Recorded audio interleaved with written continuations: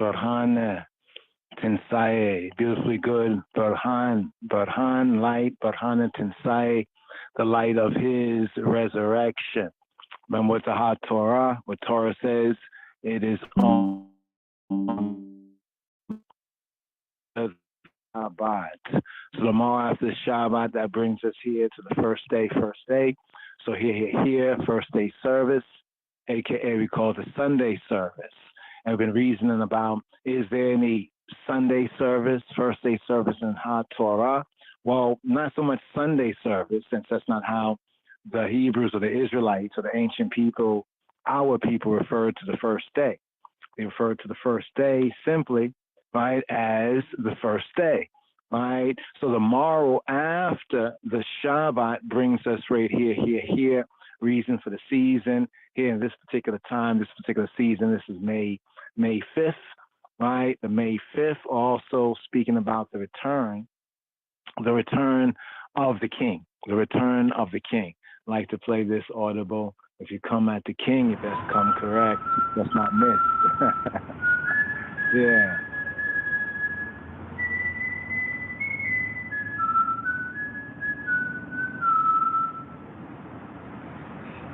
Hey, yo, lesson here, babe. You come at the King, you best not miss. So here, first day, the first day. Now, of course, we're going to reason, and hopefully ones have questions and seeking to make that time and even do certain adjustments to our podcast so we can, engage, with the fellow Talmudim, fellow disciples and students, especially with disciples and students. We'll take some curious questions, but it's for I and I right here who are seeking to grow in grace and the knowledge of Adonenu, Robbeinu Yeshua HaNotzri, Yeshua HaMoshiach. We also have right here, just for the time, the season, the May 5th time, we have Psalm 45, which is an interesting, very, very interesting psalm, royal wedding psalm, marriage psalm. Also was a psalm that was part of the anointing and the crowning of the Rastafari Mekonnen, a.k.a. Kadamawi Haile Selassie, on that, in that acceptable year of the Lord, 1930, November 2nd, as well. So we have Psalm 45. How does that connect right here with the return of the King Day? The King's return, right? Seeing that is the same psalm that was recited, and the key words in that psalm were part of the anointing, right? Yes, both the King and the Queen, the King of Kings, Haile Selassie, and Waleta Georges, they both were crowned that day. But it was only His Imperial Majesty, Rastafari, that was anointed. And in the ceremony that connects, with, are ye not as the children of the Ethiopians unto me, or children of Israel? Also bringing out that prophetic verse in Psalm 87, verse 4, Im Kush Zeyulad Sham, with Ethiopia, this was born there. But then we have today's daily psalm, Psalm 45, a royal wedding psalm. I'd like to pick up with that as well here in the season, and this day is the Melkam Tinsaye, good, right? Tinsaye, good resurrection first day. We call it, based on the Torah, resurrection first day. Others will call it Resurrection Sunday or Easter Sunday. They'll say Easter Sunday. As we mentioned before, even in some of the old videos and other writings, when we see they translate something about Ethiopia and they say like Easter, right? But when we've gotten an opportunity to look at, well, how do the Ethiopians speak of it? They spoke of it as Fasika. So also the connection of Fasika, right, is what the whole season is called, Pesach, Passover. But yet there's three feasts, there's three festivals that are connected with the first of the three times in the year where all the males of Yisrael are to present themselves and appear before Ha'adon Yahuwah. And so here we have the beginning of the churchical, the called out Mikra Kodesh. It says a holy convocation.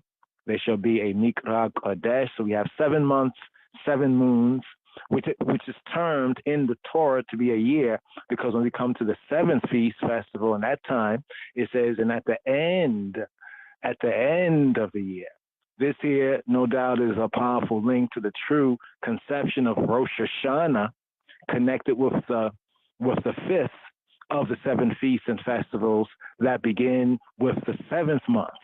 Right? So this goes from here, the first moon, the first month, all the way to the seventh month.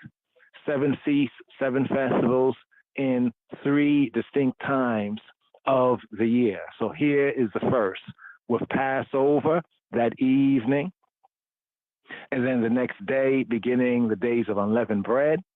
In the Nazarene, in the later Christian sense, you know, we get the connection right there of the unleavened bread to Passion Week, right? To that Passion Week.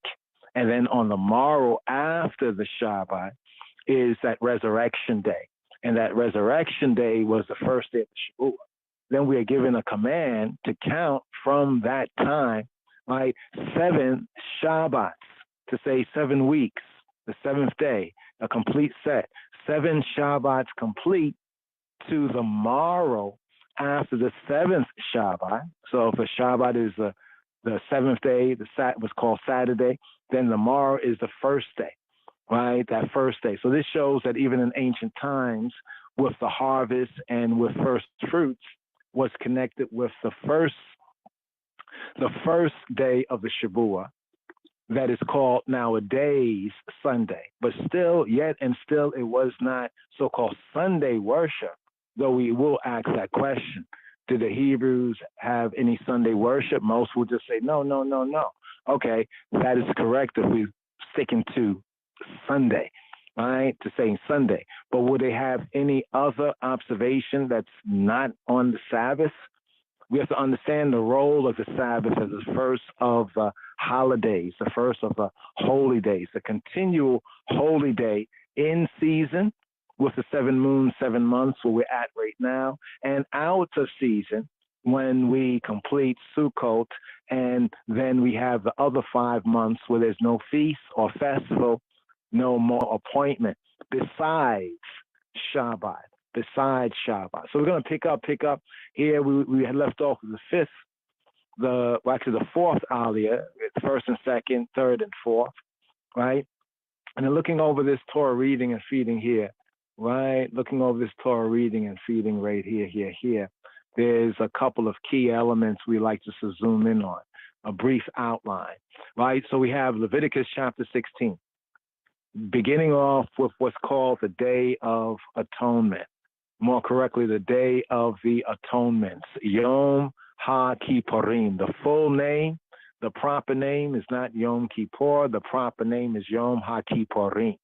I know it might sound like crazy, just keep saying that over and over, but one thing I recognize that might not seem so, but they be listening and they be updated. Even since we minister and started ministering, we see where even the other Yehudim have been listening in and making certain adjustments to things. Hopefully they make this adjustment as well. Yom Kippur is a short way of saying it, all right? But it doesn't really bring out the significance. Yom Kippur is a day of a atonement. Yom HaKippurim is the day of the atonements. All right, this is what Leviticus chapter 16 picks up with right here. Then we have Leviticus chapter 17, verse 1, right? The slaughtering of the living creatures or animals. In Leviticus chapter 17 at verse 10, the eating of dam in the Hebrew, dam is blood, dam. The eating of dam prohibited. Then Leviticus chapter 18, verse 1, we have reasoning on sexual relations and prohibited sexual relations. We have the Nabim, the prophets, also known as the Haftarah reading, to Ezekiel chapter 22, verse 1. The main theme right there is the bloody city. So how interesting in the Torah reading from Leviticus 16 to 18, right? We have the eating of blood being prohibited. And then in the Ezekiel 22, chapter 22 reading, the bloody city.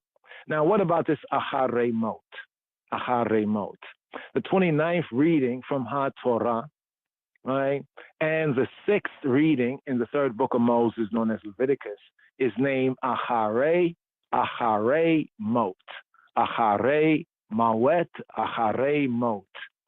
Two words that mean after the death, or after death, after the death. The title, that comes from the first words of the first verse of the reading. That says, basically, now Yahweh spoke to Moshe after the death, Ahare-mot, Shnei B'nei Aharon, of the two sons of Aaron, in Leviticus chapter 16, verse 1. Now, Pesach, Passover, right, this year, right, in many years, comes in and around the Shabbat time, right? The Sabbath is a key as well. This Shabbat, the Torah reading, is interestingly right here, fulfilling the season.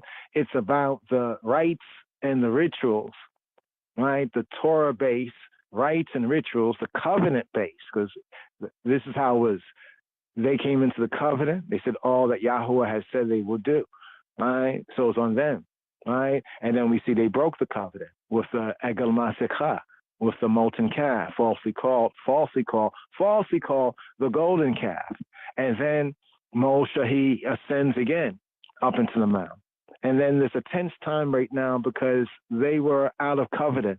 They had broke the covenant, right? But in the grace of Yahweh Eloheinu and the advocacy of Moshe Rabbeinu, what happened, right? That covenant was renewed. So we have a sign even in the Old Testament, what's called the Old Testament, of the renewing of the covenant after the people's breaking of the covenant that they had so soon entered into. When they said, all that Yahweh has said, we will do and be obedient. It was proved that they did not do. All right. So here, after Pesach, we have this juxtaposition of Passover, Pesach in the Hebrew, Fasika Ethiopically, and the Day of Atonement. So there's a juxtaposition right here of this Torah reading and feeding of Passover and the Day of Atonement. As we pointed out, that in that first century time of Rabbeinu Yeshua, Ha'adon Yeshua, Yeshua HaNotzri, that these Torah readings and feedings was known to them. So as we go over it, recognizing in the New Covenant sense the significance of it, it's like, wait, wow, they really were hypocrites. Because we can see a lot of this from the key Tazria, she conceiving seed, the prophecy of the woman, the seed of the woman, the birth of Yeshua, HaNotzri, then Yeshua's ministry, even the healing of the lepers. And then we have Pesach. Then coming out of Pesach, we have Ahare-mot. After the death, the two sons, the two thieves, crucified between the two thieves. And then the inner reading and content is concerning themes like Passover, as well as the Yom HaKippurim, the Day of Atonement.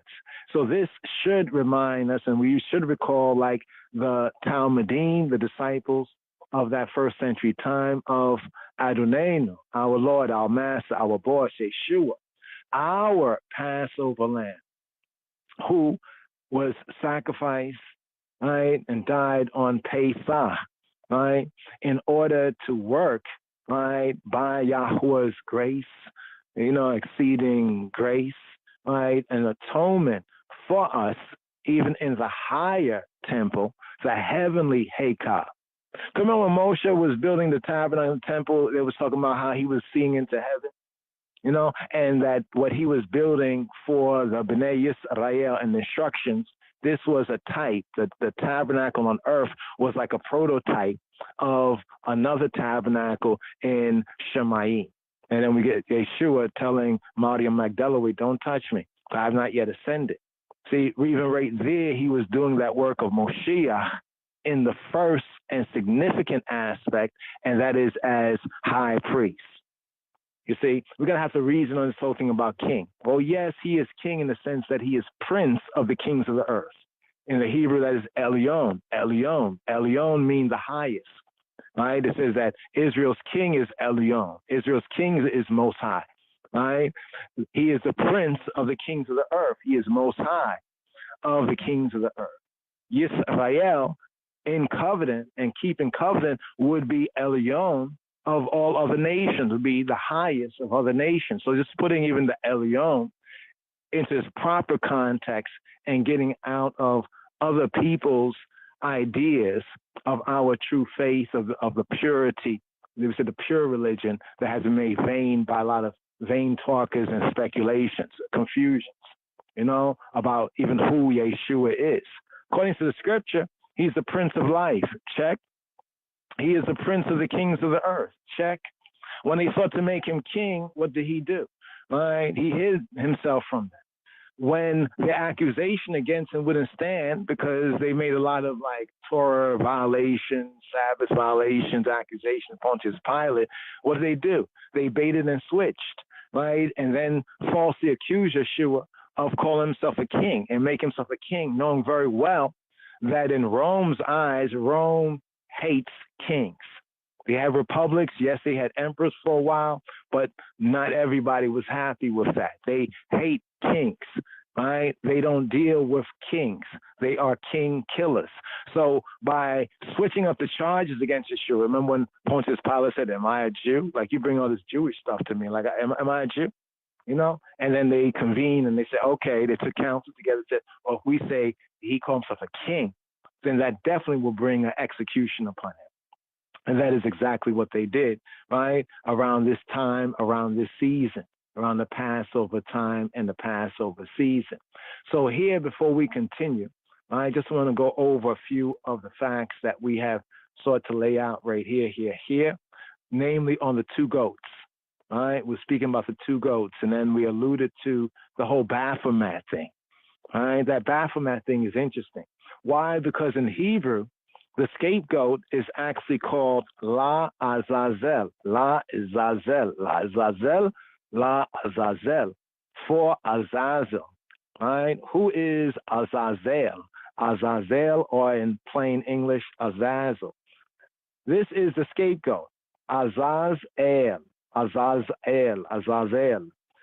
In the Hebrew, BDB defines Azazel as entire removal or scapegoat. This is the reference to the goat used for sacrifice for the sins of the people. Now, some expositors on the Hebrew say the meaning is dubious, right? They point to two distinct words for Azazel. One is the Aiz. What is the Aiz? Aiz refers to a female goat, a she-goat, a kid of the goat, a she-goat, right? The Aiz. Right? And we have the root word azaz. Azaz means to be strong. Azaz. As we have strength in Hebrew, oz and uzi. Uzi is not just a gun. Ancient time, uzi means my strength. Yahuwah uzi. Yahuwah is my strength, is my uzi. But here we have azazel. Azazel and the word azal. Some point to the word azal. Azal means to go away, to go about. The go idea is to be used up, right? To be exhausted, to be gone, to be evaporated. It's like when people say, I'm done, to done it, right? The sense of going to and fro is an interesting concept. Going to and fro. Remember Hasatan, when he said going to and fro, up and down in the earth? The primitive word azal, to go away. The Hebrew sense that Strong's bring out is a sense of to go away. Hence, it is to disappear. Hence, it is to disappear. As we mentioned in outside of the biblical Hebrew, right, and even in modern Hebrew, to tell somebody lek, le azazel, lek, go, le azazel, go to hell.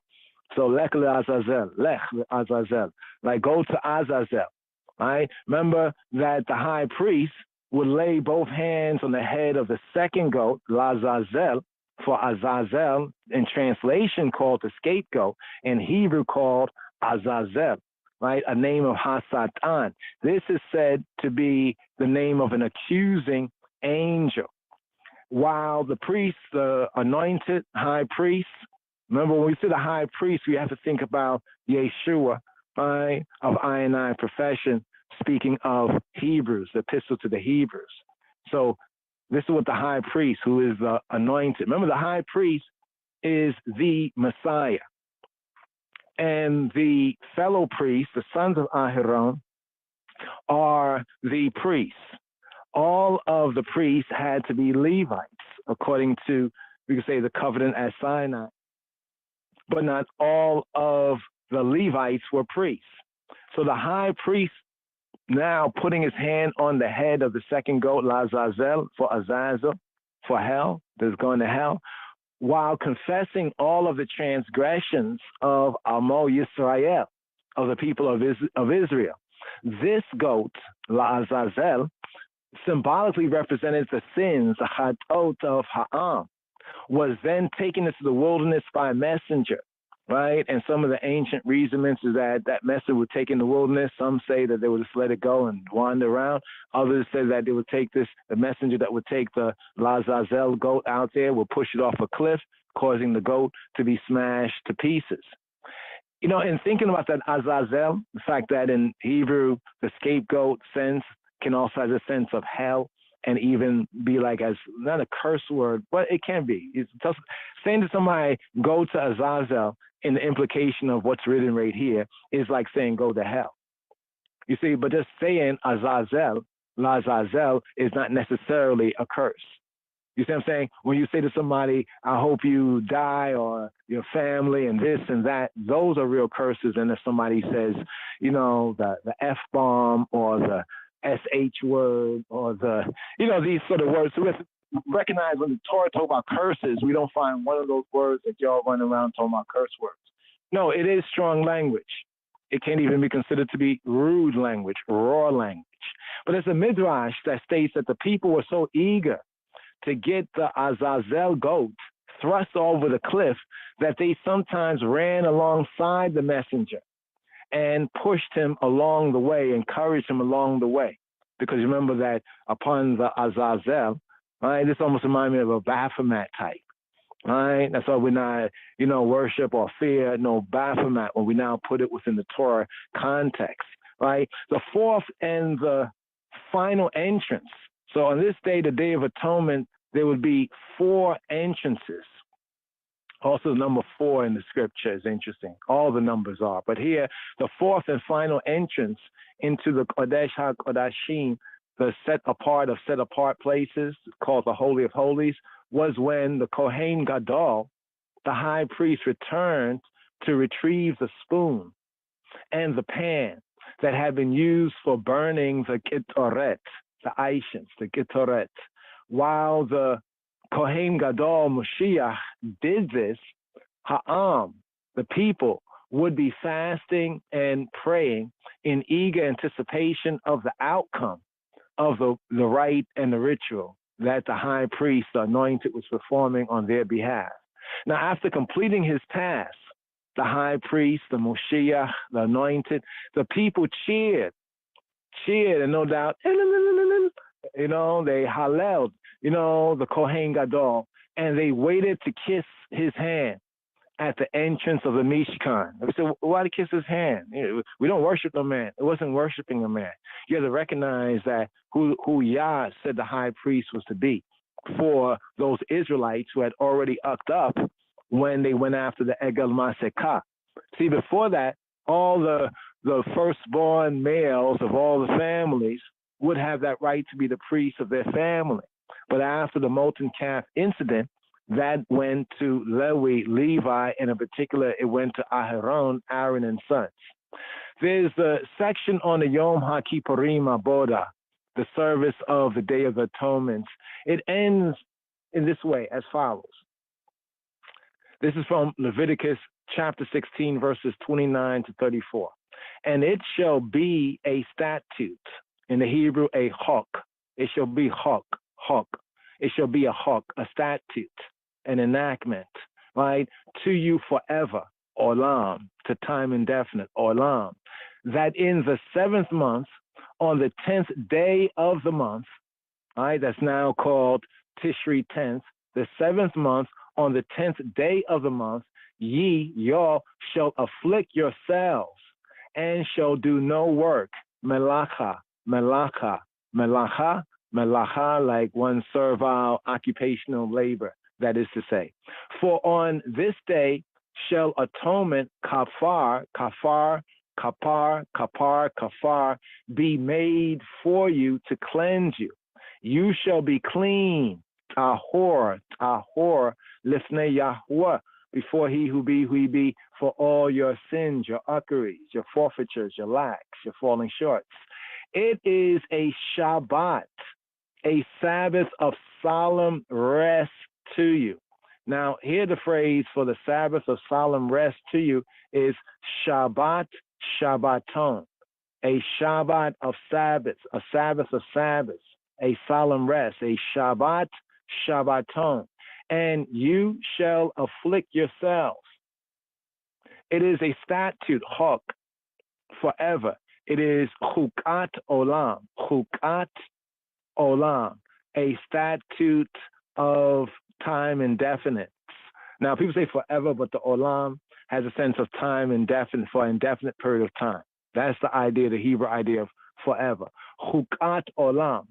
Ha-Kohen, and the priest who is anointed. You see that in this section here, Leviticus chapter 16, verses 29 to 34, where it says the priest who is anointed, who is Moshiach, Messiah, and consecrated and filled as a Kohen, as a priest, because the priest had to be anointed and they had to be consecrated. In the Hebrew, they had to be filled as Kohen in his father's place, shall make atonement, wearing the holy linen garments.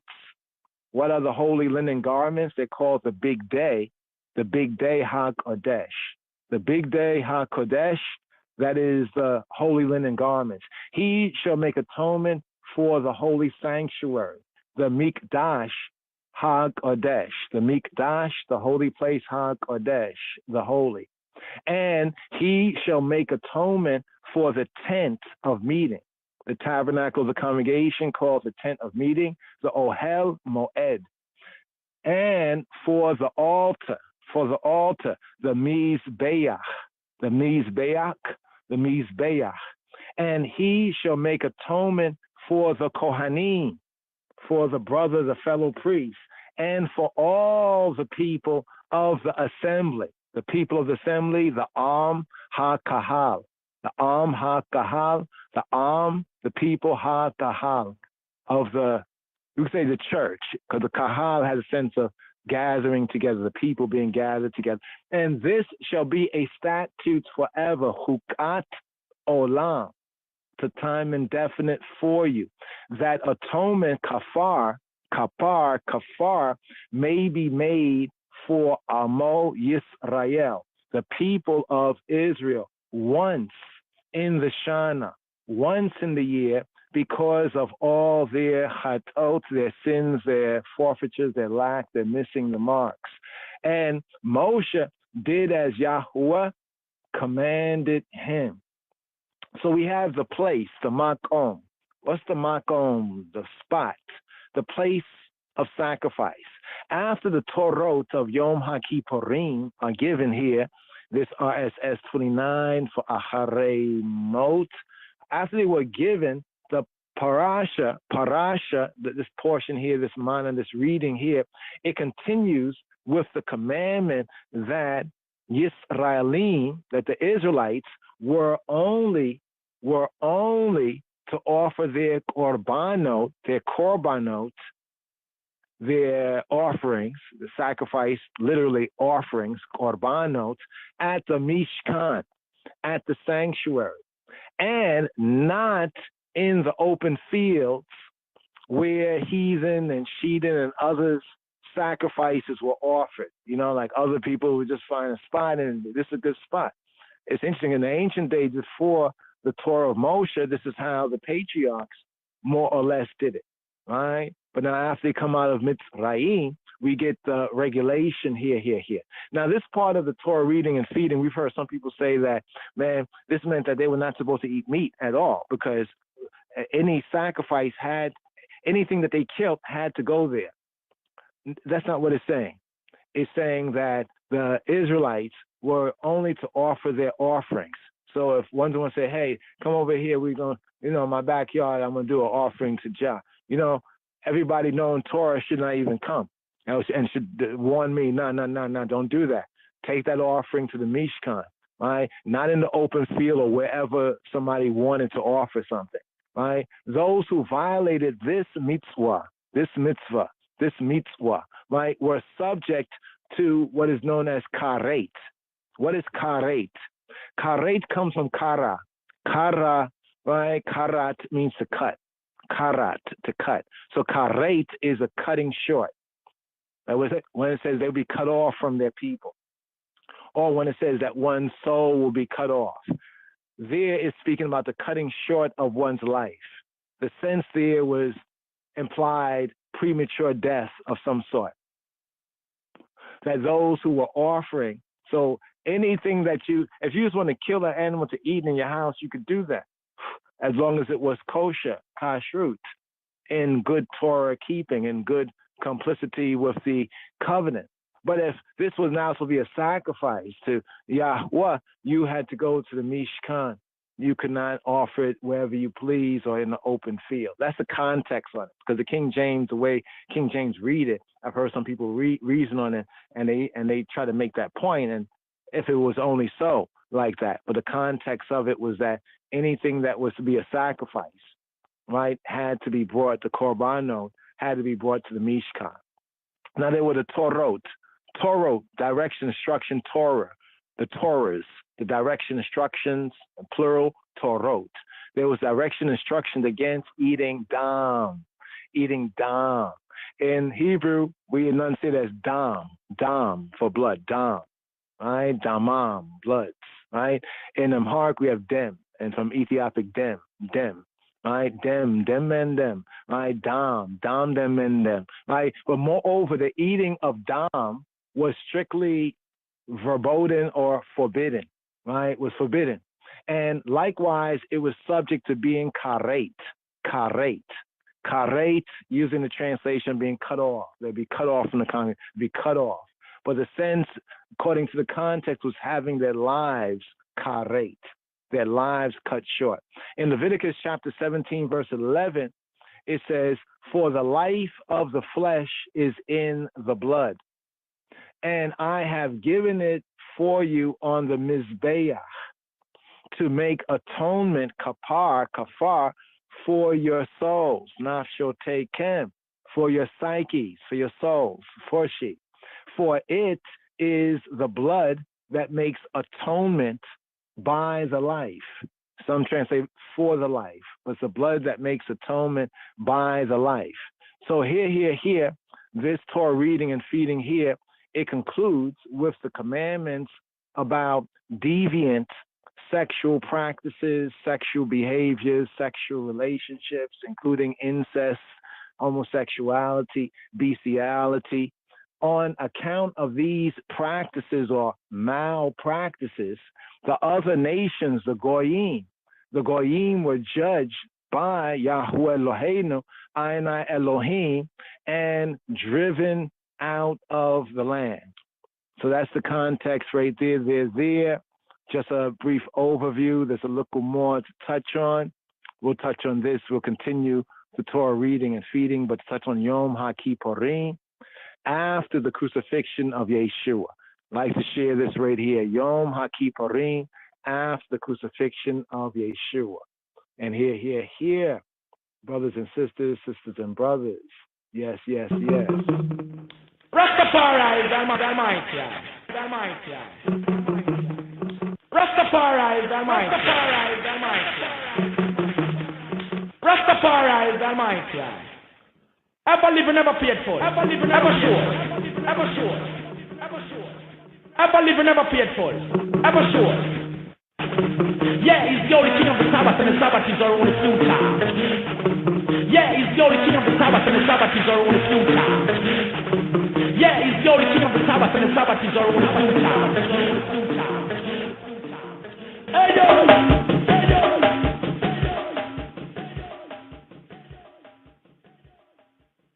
Hashem Yeshua HaMoshiach, in the name of Adonai, Yeshua, HaMoshiach, glory be the King, Kadamah Selassie. Yes, Rastafari.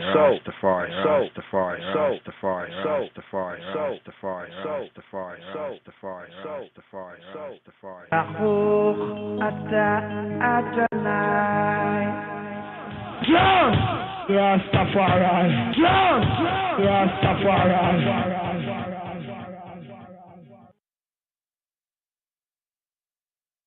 So here for Ahariemot, right here, the fifth aliyah, fifth and sixth aliyah, and the seventh. Are ye not as children of the Ethiopians unto me, O children of Israel, O children of Israel? Shema Yisrael, Adonai Eloheinu, Adonai Echad, Adonai Echad, Adonai Echad. Here. Hebrew first word. Wa Elohem, Tomar Ish. Mi Beit Yisrael, Umin, Hager, Asher Yagur, Be Tokam, Asher Ya'ileh, Ola, Zabach. And thou shalt say to them, Wa Elohem, Toma, thou shalt say to them, Ish, man, Ish, whatsoever man, Ish, mi Beit Yisrael, whatsoever Ish, there be of the Beit Yisrael, of the house of Yisrael, Ish, mi Beit Yisrael, Umin, Hager, or of the strangers, Umin, Hager, Asher Yagur, Bitokam, that sojourn among them, Bitokam, Asher Ya'ileh, Ola, that offereth, that causeth to be lifted up, that aliyah is, that offereth is, Asher Ya'ileh, Ola, a up offering, a Ola, a Holocaust offering, a burnt offering, a Ola, or Zabach, or sacrifice, or Zavach. Here for the Hamishi, here picking up the third book of Moshe, the Hebrew book called Leviticus, the Hamishi, Ahariemot, the fifth, Wa Elohem, Tomar Ish mi Beit Yisrael, Umina Hager, Asher Yagor Bitokam, Asher Ya'ileh Ola, or Zabach. And the fat of the chata'at, the sin offering, shall he burn upon the mizbeach, upon the altar. And here, this bringing us to the Hamishi, to the fifth aliyah for this 29th weekly Torah portion reading and feeding for Shabbat Ahariemot. Here, Leviticus chapter 17, here at verse 8. The Hamishi. Wa Elohem, Tomar Ish, Mi Beita Yisrael, Umina Hagera, Asher Yagur, Bitokam, Asher Ya'ileh Ola, O Zabach. And thou shalt say to them, Wa Elohem, whatsoever man there be of the house of Yisrael, Mi Beit Yisrael, or of the strangers which sojourn among them, that offer a burnt offering or sacrifice, that offer Asher Ya'ileh Ola or Zabach, that offereth a burnt offering or sacrifice, and bringeth it nigh to the Patach, the door of the Ohel Moed, the tent of meeting, the tabernacle of the congregation, to offer it to the Yahweh, even that man shall be cut off from among his people. The explanation and sanctity of blood, of Hadam, the Dem, verse 10.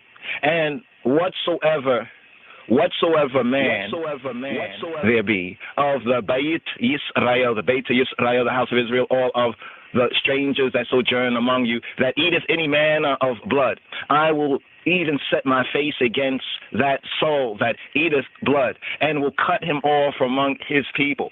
For the life of the flesh is in Hadam, in the blood, and I have given it to you upon HaMizbeach, the altar, to make an atonement for your souls. For it is Hadam, it is the blood, Damu, that maketh an atonement for the soul, the Nefesh. Therefore I said to the Bnei Yisrael, no soul, psyche of you shall eat dam, shall eat blood, neither shall any stranger that sojourneth among you eat hadam, eat blood.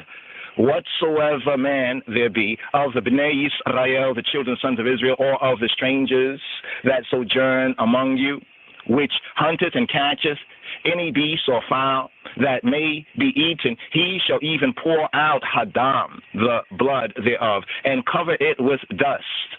For it is the life of all flesh. Hadam, the blood of it is for the life thereof. Therefore, I said to the Bnei Israel, to the children, the sons of Israel, ye, y'all, shall eat hadam, the blood of no manner of flesh, for the life of all flesh is hadam, the blood thereof. Whosoever eateth it shall be cut off. And every soul, every psyche that eateth that which dieth of itself, or that which was torn with beasts, whether it be one of your own country or a stranger, he shall both wash his clothes and bathe himself in water, and be unclean until the evening. Then shall he be clean. But if he wash them not, nor bathe his flesh, then he shall bear his iniquity. Third book of Moshe, a Hebrew book called Leviticus chapter 18. The relationships and walk of Ha-Elohim, the true good, the true God's earthly people. And the Yahweh spake to Moshe, Lamor, saying, speak to the Bnei Israel, to the children, the sons of Israel, and say to them, Ani Yahweh Elohim, I be he who be, we be your Elohim. After the doings of the land of Mitzrayim, of Egypt, wherein ye y'all dwelt, shall ye y'all not do. And after the doings of the land of Canaan, whither where I bring you, shall ye y'all not do, neither shall ye y'all walk in their ordinances. Ye shall do my judgments and keep mine ordinances, to walk therein. Hani Yahweh Elohim, I be he who we be your Elohim. Ye y'all shall therefore keep my statutes and my judgments, which if a man do, he shall live in them. Ani Yahweh, I be he who he be. This brings us here to the Sheshi Aliyah in Leviticus chapter 18 at verse 6. So the Sheshi Aliyah, the sixth Aliyah. Ish il kola she'era bisaro lo tikarevu le galot erwa haniya Yahweh. None of you shall approach to any that is near of kin to him to uncover their nakedness. Hani Yahweh, I be he who he be. The nakedness of thy father or the nakedness of thy mother shalt thou not uncover. She is thy mother. Thou shalt not uncover her nakedness. The nakedness of thy father's wife, thy father's Isha, shalt thou not uncover. It is thy father's nakedness. The nakedness of thy sister, the daughter of thy father or daughter of thy mother, whether she be born at home or born abroad, even their nakedness thou shalt not uncover. The nakedness of thy son's daughter or of thy daughter's daughter, even their nakedness thou shalt not uncover, for theirs is thine own nakedness. The nakedness of thy father's Isha's daughter, thy father's wife's daughter, begotten of thy father, she is thy sister. Thou shalt not uncover her nakedness. Thou shalt not uncover the nakedness of thy father's sister. She is thy father's near kinswoman. Thou shalt not uncover the nakedness of thy mother's sister, for she is thy mother's near kinswoman. Thou shalt not uncover the nakedness of thy father's brother. Thou shalt not approach to Ishto, his wife. She is thine aunt. Thou shalt not uncover the nakedness of thy daughter-in-law. She is thy son's Isha, thy son's wife. Thou shalt not uncover her nakedness. Thou shalt not uncover the nakedness of thy brother's Isha, thy brother's wife. It is thy brother's nakedness. Thou shalt not uncover the nakedness of a woman and her daughter. Neither shalt thou take her son's daughter or her daughter's daughter to uncover her nakedness, for they are her near kinswoman. It is wickedness, it is ratchetness. Neither shalt thou take a wife to her sister to vex her, to uncover her nakedness, beside the other in her lifetime. Also, thou shalt not approach to a woman to uncover her nakedness as long as she is put apart for her uncleanness. Moreover, thou shalt not lie carnally, sexually with thy neighbor's Isha, thy neighbor's wife, to defile thyself with her. And thou shalt not let any of thy seed pass through the fire to Molech. Neither shalt thou profane the name of Eloheka, of thy Elohim. Ani Yahweh, I be the Yahweh, he who be who he be. Thou shalt not lie with mankind as with womankind. It is abomination, abomination, abomination, abomination, abomination, abomination, abomination. Here. It brings us to the seventh aliyah right here. Interesting, that section there. About the nakedness, like the father's nakedness, going back to the first book of Moshe, with Noah. So what was the father's nakedness? According to the Torah, that would be his wife. Interesting there, we can pick up on a reason there, but here the seventh aliyah right here for this Shabbat Achariimot. Are ye not as children of the Ethiopians unto me, O children of Israel, O children of Israel? Shema Yisrael, Adonai Eloheinu, Adonai Echad, Adonai Echad. Ve'et zakar lo tishkav, misha kere isha to eva he. Thou shalt not lie with mankind as with womankind. It is abomination. Ve'et zakar lo tishkav, mishkare isha to eva he. Thou shall not lie with mankind. Ve'et zakar, and male and a male zakar. Ve'et zakar lo no tishkav, tishkav lo tishkav. Misha kare isha, with laying down with an isha, toeva,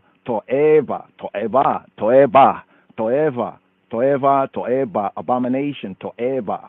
He, she is abomination. It, the act, is abomination. Here. The Revi'i. Ve'et zakar lo tishkava misha kare isha. To'eva.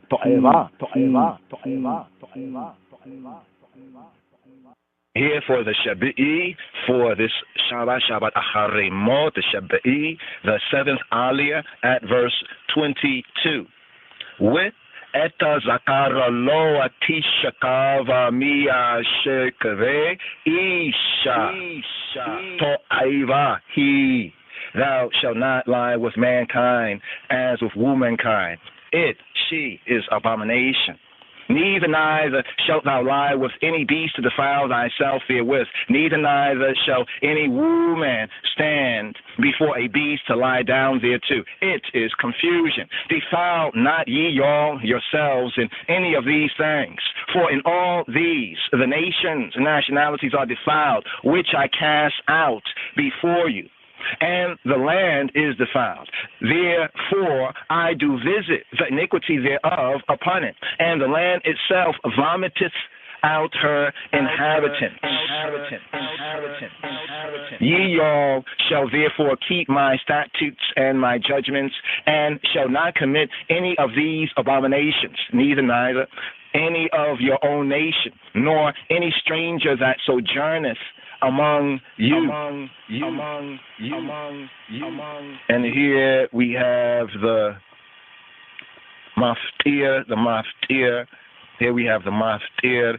Ki etakol ha to'ebot ha el su anshe ha aretz asher lifnekem wa titama ha aretz. Verse 27. For all these abominations have the men of the land done, which were before you, and the land is defiled. That the land spit not you out also, when ye all defile it, as it spewed, spit out the nations and nationalities that were before you. For whosoever shall commit any of these abominations, even the souls, the psyches that commit them, shall be cut off from among their people. Therefore shall ye all keep mine ordinance, that ye all commit not any one of these abominable customs which were committed before you, and that ye all defile not yourselves therein. Ani Yahuwah Elohim. Thus concluding the Torah Aliyot, the reading and feeding for this 29th sabbatical study, this Shabbat strong, Shabbat Ahare-mot. Kubur l'kalu, kubur l'dimsu, kubur l'chaylu, glory be to the word, sound, and the power. Kubur le'abinu, le'melkenu, glory be to our Father, our King. Kubur le'kedamawi, Haile Selassie, Be'Shem Yeshua HaMoshiach. In the name of Jesus Christos, in the name of Getachina, in the name of Medhanatachin, in the name of our Lord and Savior. Amen.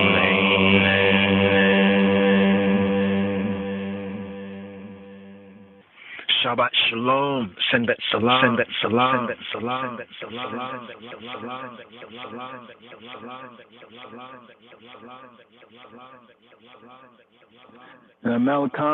Malcolm, a good Burhana Tensai. Malcolm Burhana, light of Tensayo, of his resurrection right here, the May 5th, return of the King, here according to Ethiopian Orthodox Tewahedo Church, just to recognize the time, the season right here. Stay tuned for the Haftarah and the Brita Hadasha Aliyot.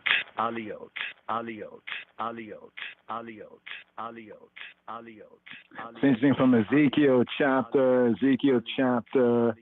22, verses 1 to 19, come up for the prophets reading the Haftarah. Nabeem reading. His theme is the bloody city. Here. Let's look at Ray Matum before we pick up with the Haftarah. Then it's the Prince of Reagan's Rhyme.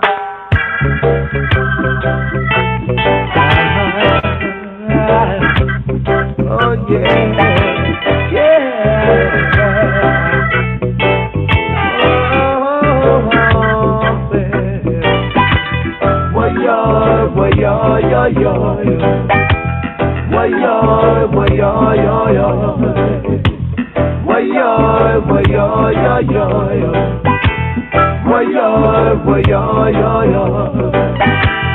Woe be unto the bloody city that is filled with liars, robbers, and thieves.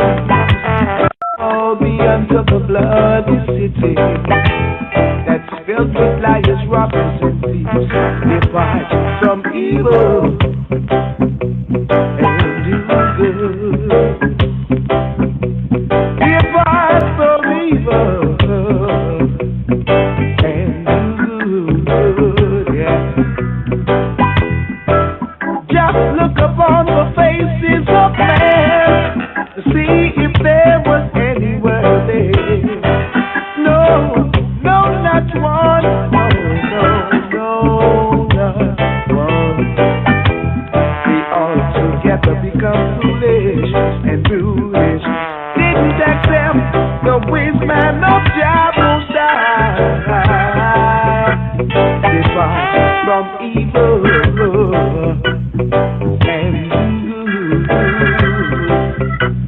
Depart from evil and good. Whoa, yeah.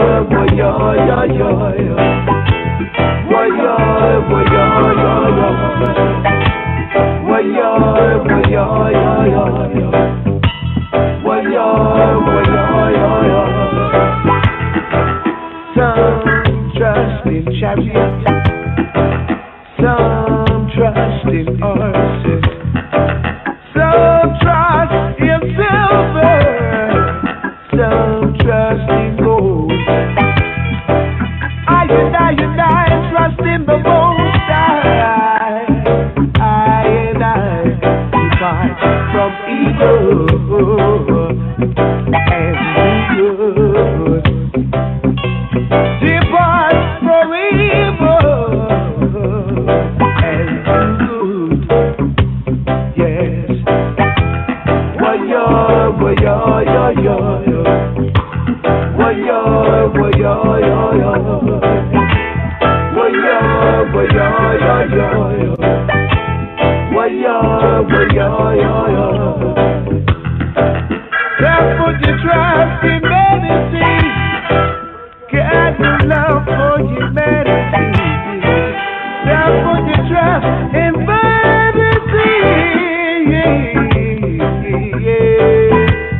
Wa-yo, to the bloody city.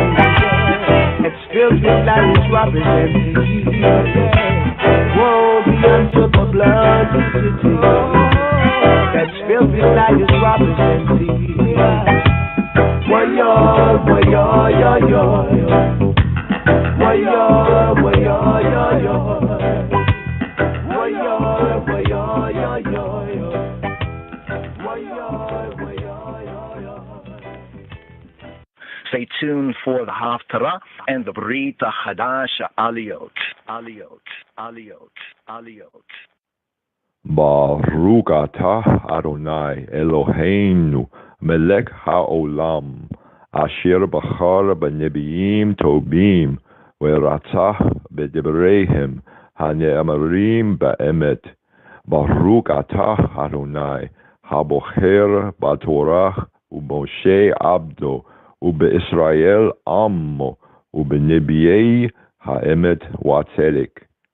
Blessed art I, Adonai, Eloheinu, eternal King, who has chosen good prophets and was pleased with their words that were uttered with truth.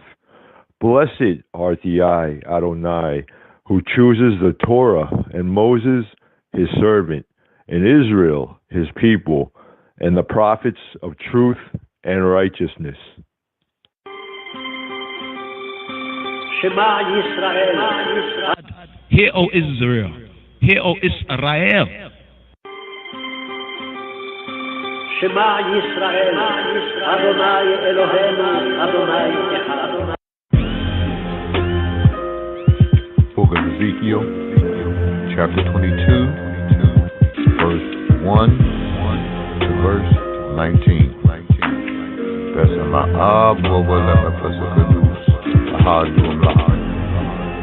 Moreover, the word of Yahweh Baruch came to me, saying, Now, thou son of man, wilt thou judge the bloody city? Yea, thou shalt show her all her abominations. Then say thou, Thus saith the sovereign Yahweh Baruch, the city sheddeth blood in the midst of it, that her time may come and maketh idols against herself to defile herself. Thou art become guilty in thy blood that thou hast shed, and hast defiled thyself in thine idols which thou hast made, and thou hast caused thy days to draw near, and art come even to thy years. Therefore have I made thee a reproach to the heathen, and a mocking to all countries. Those that be near and those that be far from thee shall mock thee, which art infamous and much vexed. Behold, the princes of Israel, every one were indeed to their power to shed blood. In thee have they set light by father and mother. In the midst of thee have they dealt by oppression with the strangers. In thee have they vexed the fatherless and the widow. Thou hast despised my holy things, and hast profaned my Shabbat. In thee are men that carry tails to shed blood.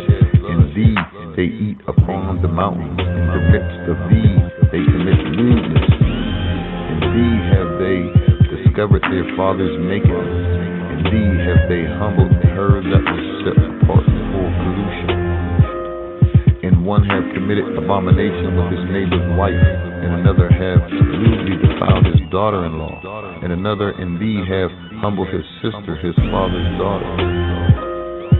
In thee have they taken gifts and shed blood, and thou hast taken usury and increase, and thou hast greedily gained of thy neighbors by extortion, and hast forgotten their sovereign Yahweh.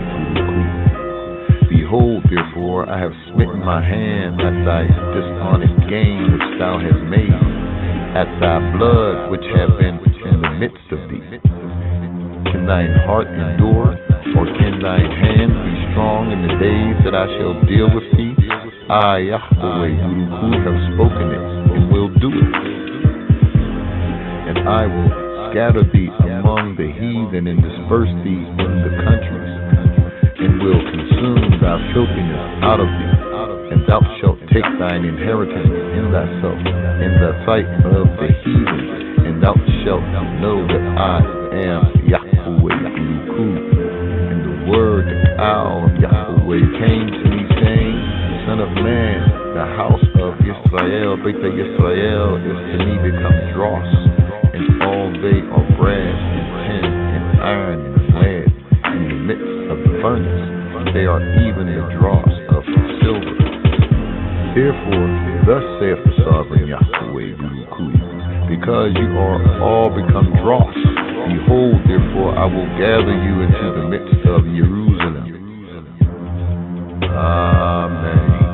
Kebole kwalu, kebole demtu, kebole khailu, kebole kitmawi haile salatu, usnegese Ethiopia, sune ikizi abehera, Yeshua shalom.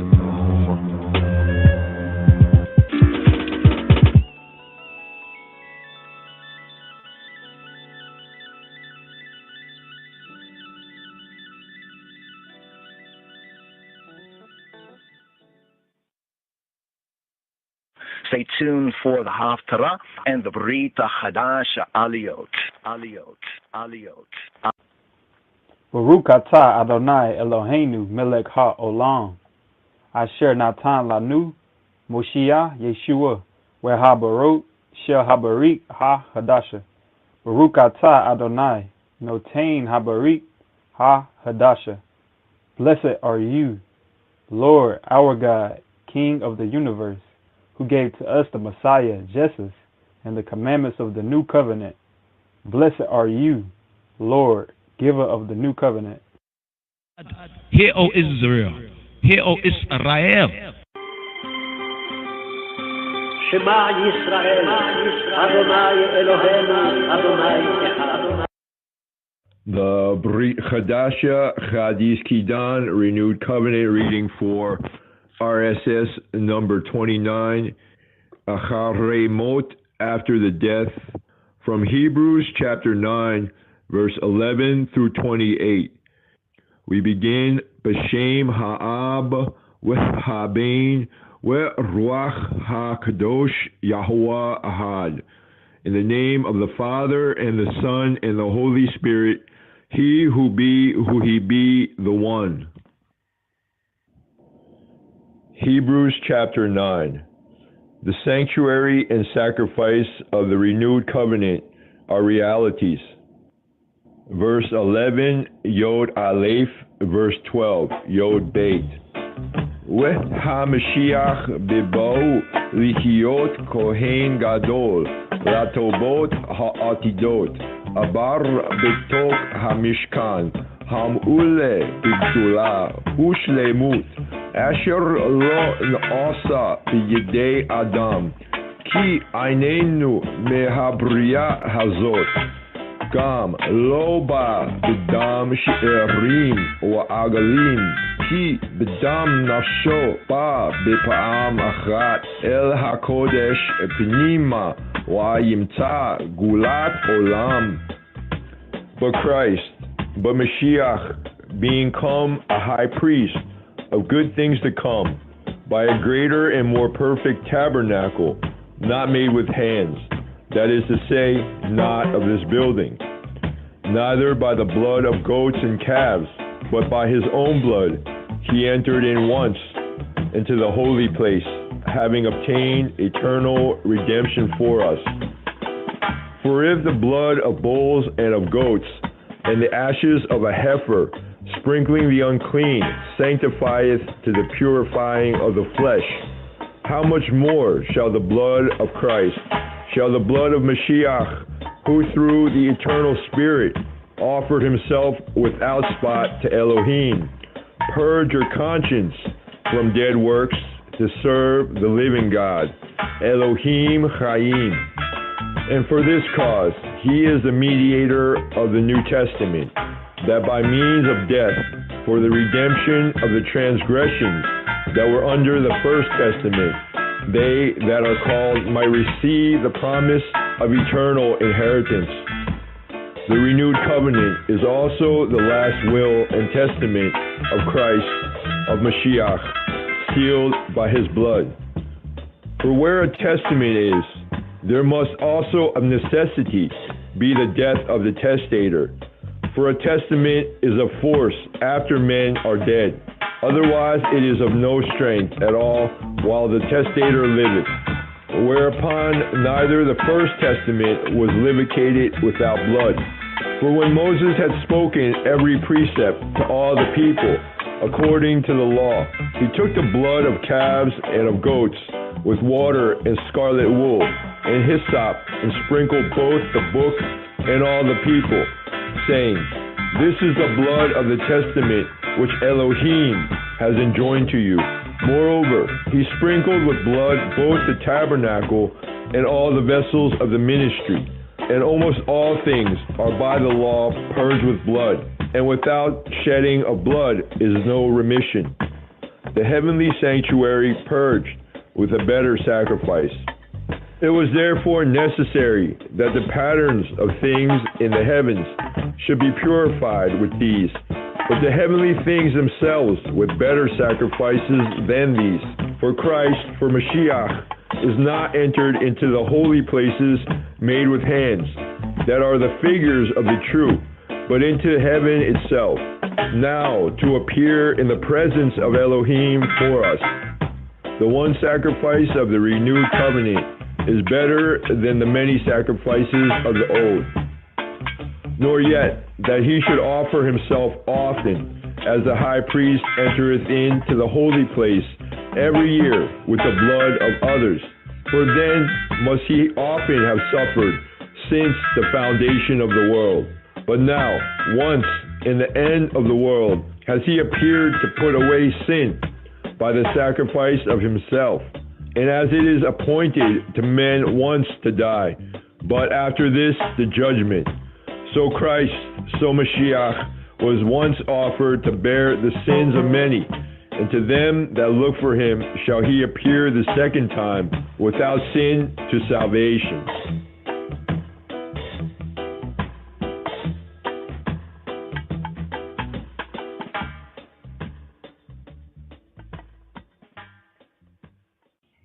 Kabor lakalu, kabor ladimtu, kabor lachailu, kabor lakedamawi, chayle selassie, beyesus Christos sim. Glory to word, glory to sound, glory to power, glory to Abinu Melkenu, our Father, our King, the first power of the Trinity, in the name of Yeshua HaMashiach, Jesus Christ. Yes, I, Rastafari. We have fulfilled all. Praise be to Mesken, Xavier Mesken, Jesus Christos, Jesus Christos, Jesus Christos, Jesus Christos, Jesus Christos. See them coming like a flood in all direction. The spirit of God never live up a standard in a them section. Them think we start, but them have the wrong perception. The blood that we protection. Anytime you see the blood, step on the job and on a man you want no business. Walk up straight and go long and no fit. Pass over, pass over, pass over, pass over. I did try to you know. Jammer. Anointed and appointed, so don't be disappointed. It's another rhythm culture production. It's time to play. Play that song again. Low bad mind make a damn a them. No care what them say or do, them can't get rid of you. Disciple DJ, just again, no man. Yo, Gamma. Anointed and appointed, so don't be disappointed. It's another rhythm culture production. You're rocking with Disciple DJ. Them coming like a flood in all direction. The spirit of God never live up a standard in a them section. Them think we soft, but them have the wrong perception. The blood that with reception. Anytime you see the blood, they find this your one. Wanna be man, you want no business, cause of straight and galang and no fit. Pass over. Anytime when you see the blood, pass over. Wanna see me covered by the blood. If they find this your one, wanna be man, you want no business, cause of straight and galang and no fit. Pass over. Anytime when you see the blood, pass over. Straight over my shoulder. Don't touch not the last one. I did not want to be got to that red cover down to the blood of the one and none. The jury got to feed them scheme and all of them blood. Them now go mountain not a lot. None of them weapon me farm against Christians. I got them I got shot. What them I do, what them I try. Them often know when they're ready to die. Because when I skip it, they one of them fly. Them just like a bird out at the sky. Man and I rock me younger circle but stop thinking when they come because save the lost life on the cross. Anytime you see the blood, step on this your one. Wanna say man you want no business, just up straight and go long and no fit. Pass over.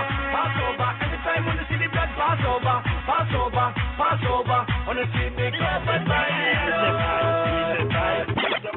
Raise them high. We are in of Jesus Most High. Christian just identify. Busy hands them in the sky. But we don't know him dead as he died. Alright, when they don't know me Hebrew, me back to the blood so me read through. So let Satan fool you. Come to the Lord and his love will see the rule. So let the music move you. Some to put a copy and through.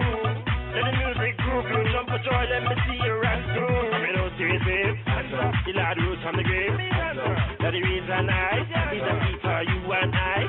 Now the Lord soon forth. And the Spirit poured out. These are the closing days. And the Holy Ghost fire soon blaze. Let me see the hands them high. Raise them high. Lift up high. Raise them high. We are in of Jesus Most High. Christian just identify. Yes. Melcompton Saye at Resurrection Day here in season, according to True Church and Confessing Church. Something interesting is Matthew said concerning the blood of Yeshua. You know, for I and I that are called, chosen, and faithful to the King, just to bring that into context, this reminded me of that, the Brit Hadasha New Covenant reading that was from Hebrews chapter 9, verse 11 to verse 28. Give thanks, Ras, Ayas, and Tafari, also for the Haftarah. Ezekiel reading, give thanks, Ras, Sahar, Ahad, right there. I want to bring that quote up right here and touch on some more elements of this Achariimot, as well as that crucifixion. Right after the crucifixion, what was Yom Kippur like, based on some of the early Judaic, Hebraic testimonies of that time? You know, like I said, when Yeshua said you're a hypocrite, you know this is true, but because I do what you know is true, now you're trying to deny that it's true. But be this as it may, right here, be blessed and highly favored in the King of Kings Christ, Jesus Christus, Yeshua HaMashiach. Watch out for your phone, you don't know it's Love Star Music, all right. We are the blessed ones. We are blessed ones. We are Youngblood Records. We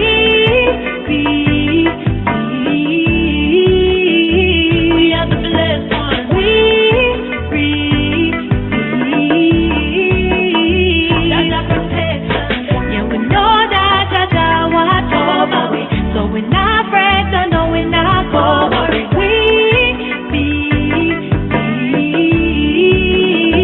We are the blessed ones from the ashes like a phoenix. Yeah.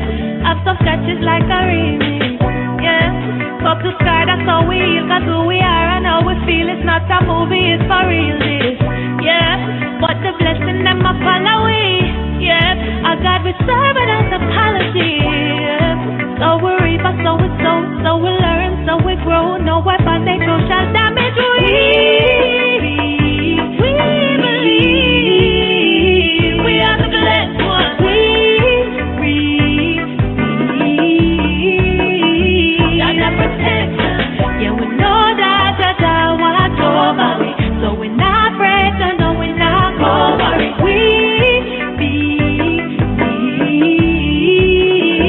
We are the blessed ones, soaring like the eagle.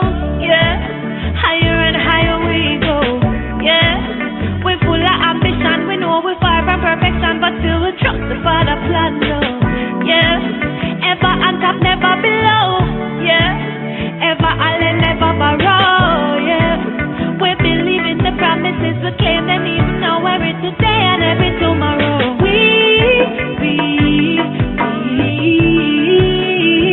We are the blessed ones. We got the protection. Yeah, we know that Jah watch over we, so we're not afraid, no, we're not gonna worry.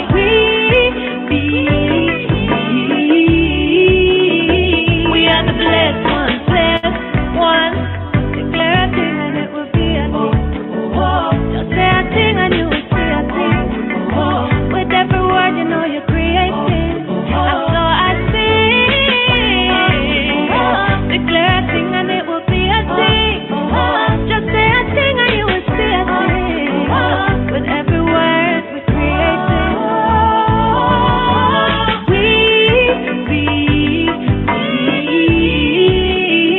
We are the blessed ones. Got that protection. Yeah, we know that Jah watch over we, so we're not afraid, no, we're not gonna worry.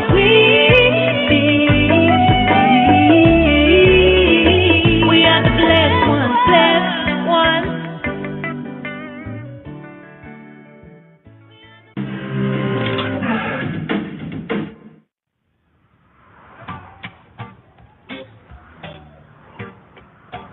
Bless you. We find your peace far from approvable.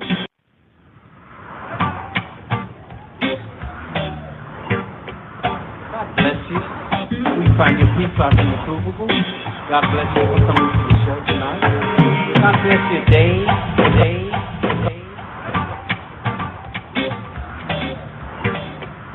God bless you. God bless you. God bless you. God bless you.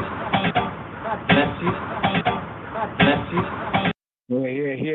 Here. Clean hands, clean hands. We have Psalm 24 for the first day, the resurrection day, the first day of the Shabua right here. Malcolm Burhanatan Sayo.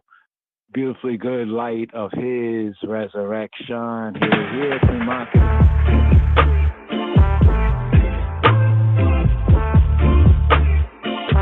And here, Psalm 24, Niki Kapayim, Ubar Lebav, clean hands, pure heart, from Psalm 24, Queen Makeda, tune called Clean Hands, Clean Hands.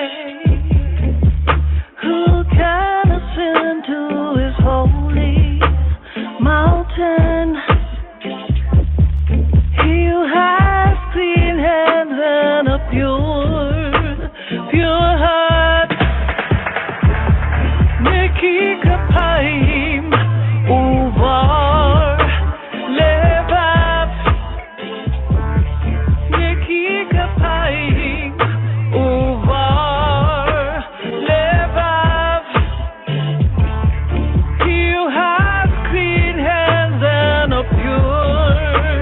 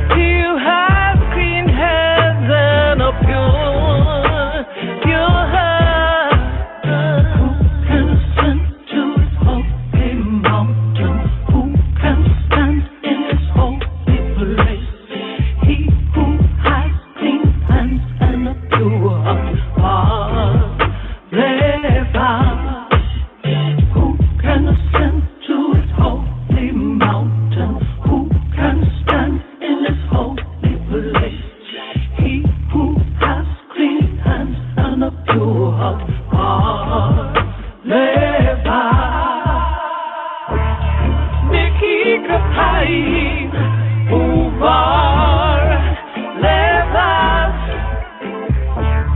נקי כפיים ובר לבב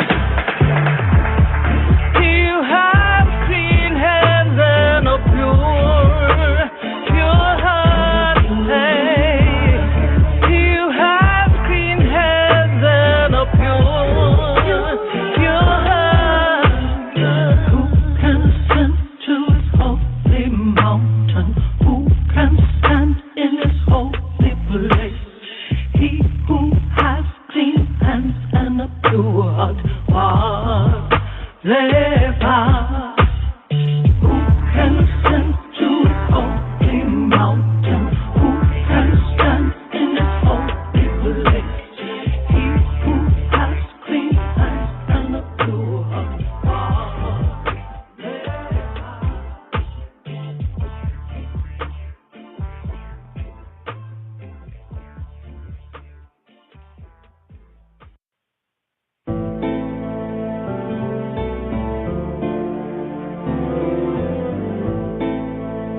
Psalm 24. The earth is the Lord's, and the fullness thereof, the world and they that dwell therein. For he hath founded it upon the seas, and established it upon the floods. Who shall ascend into the hill of the Lord, or who shall stand in his holy place? He that hath clean hands and a pure heart, who hath not lifted up his soul unto vanity, nor sworn deceitfully. He shall receive the blessing from the Lord, and righteousness from the God of his salvation. This is the generation of them that seek you, that seek thy face, O Jacob. Selah. Lift up your heads, O ye gates, and be ye lift up, ye everlasting doors, and the King of glory shall come in. Who is this King of glory? The Lord strong and mighty, the Lord mighty in battle. Lift up your heads, O ye gates, even lift them up, ye everlasting doors, and the King of glory shall come in. Who is this King of glory? The Lord of hosts. He is the King of glory. Selah, Selah, Selah, Selah, Selah, Selah, Selah, Selah,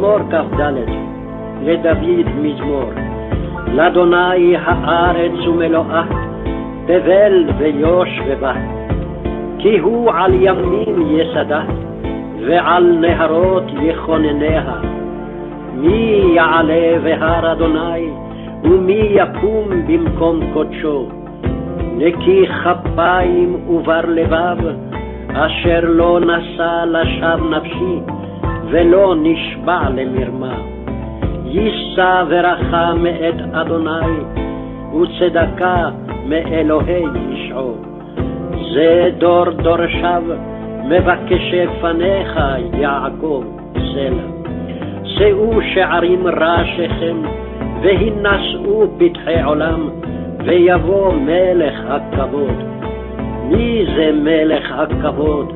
אדוני עזוז וגיבור אדוני גיבור מלחמה שאו שערים ראשיכם ושאו פתחי עולם ויבוא מלך הכבוד מי הוא זה מלך הכבוד? אדוני צבאות הוא מלך הכבוד סלע לדוד מזמור לאדוני הארץ ומלואה תבל ויושבבה כי הוא על ימים יסדה ועל נהרות יכונניה מי יעלה בהר אדוני מי יקום במקום קודשו נקי כפיים ובר לבב אשר לא נשא לשווא נפשי ולא נשבע למרמה יישא ורחם את אדוני וצדקה אלוהי ישעו זה דור דורשיו מבקשי פניך יעקב סלע זהו שערים ראשיכם ינשאו פתחי עולם ויבוא מלך הכבוד מי זה מלך הכבוד? אדוני עזוז וגיבור אדוני גיבור מלחמה זהו שערים ראשיכם ושאו פתחי עולם ויבוא מלך הכבוד, ויודה מלך הכבוד, אדוני צבאות, ומלך הכבוד סלה.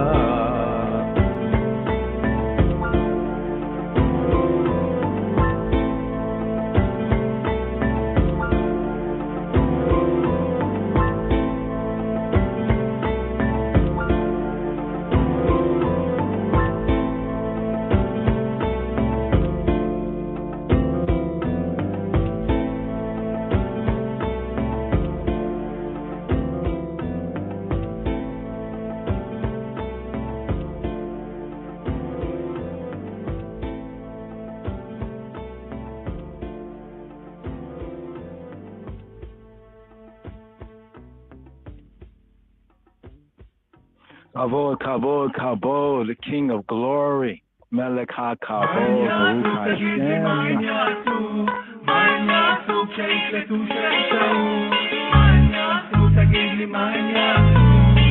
כבוד עלק, תשיר.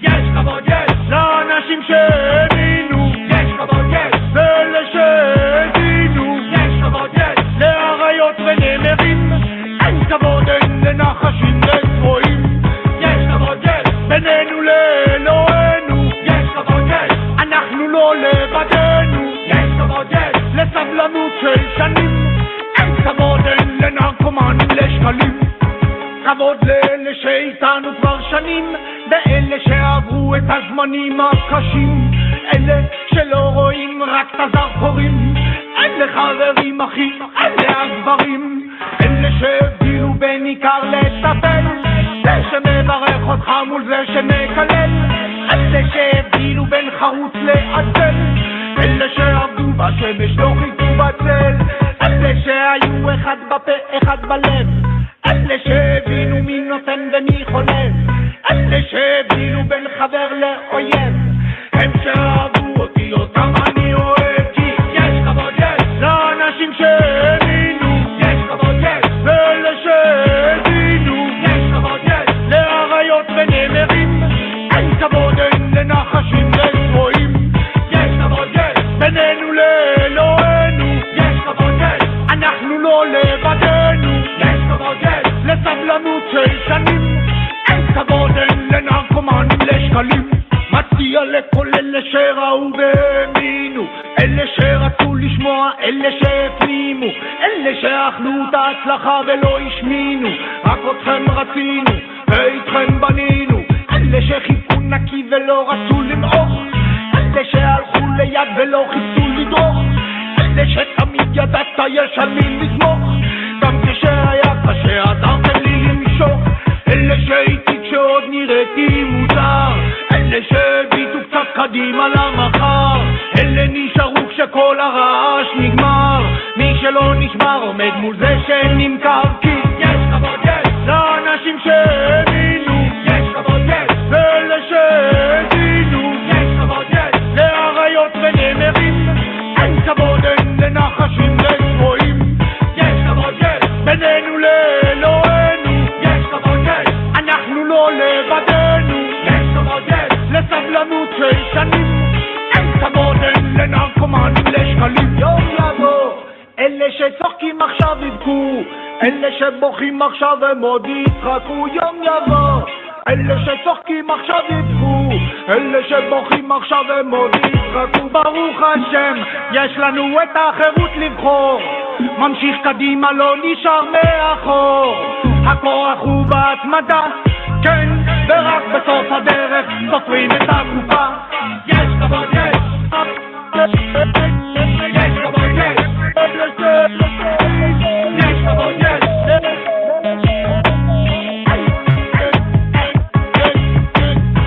כבוד, יש!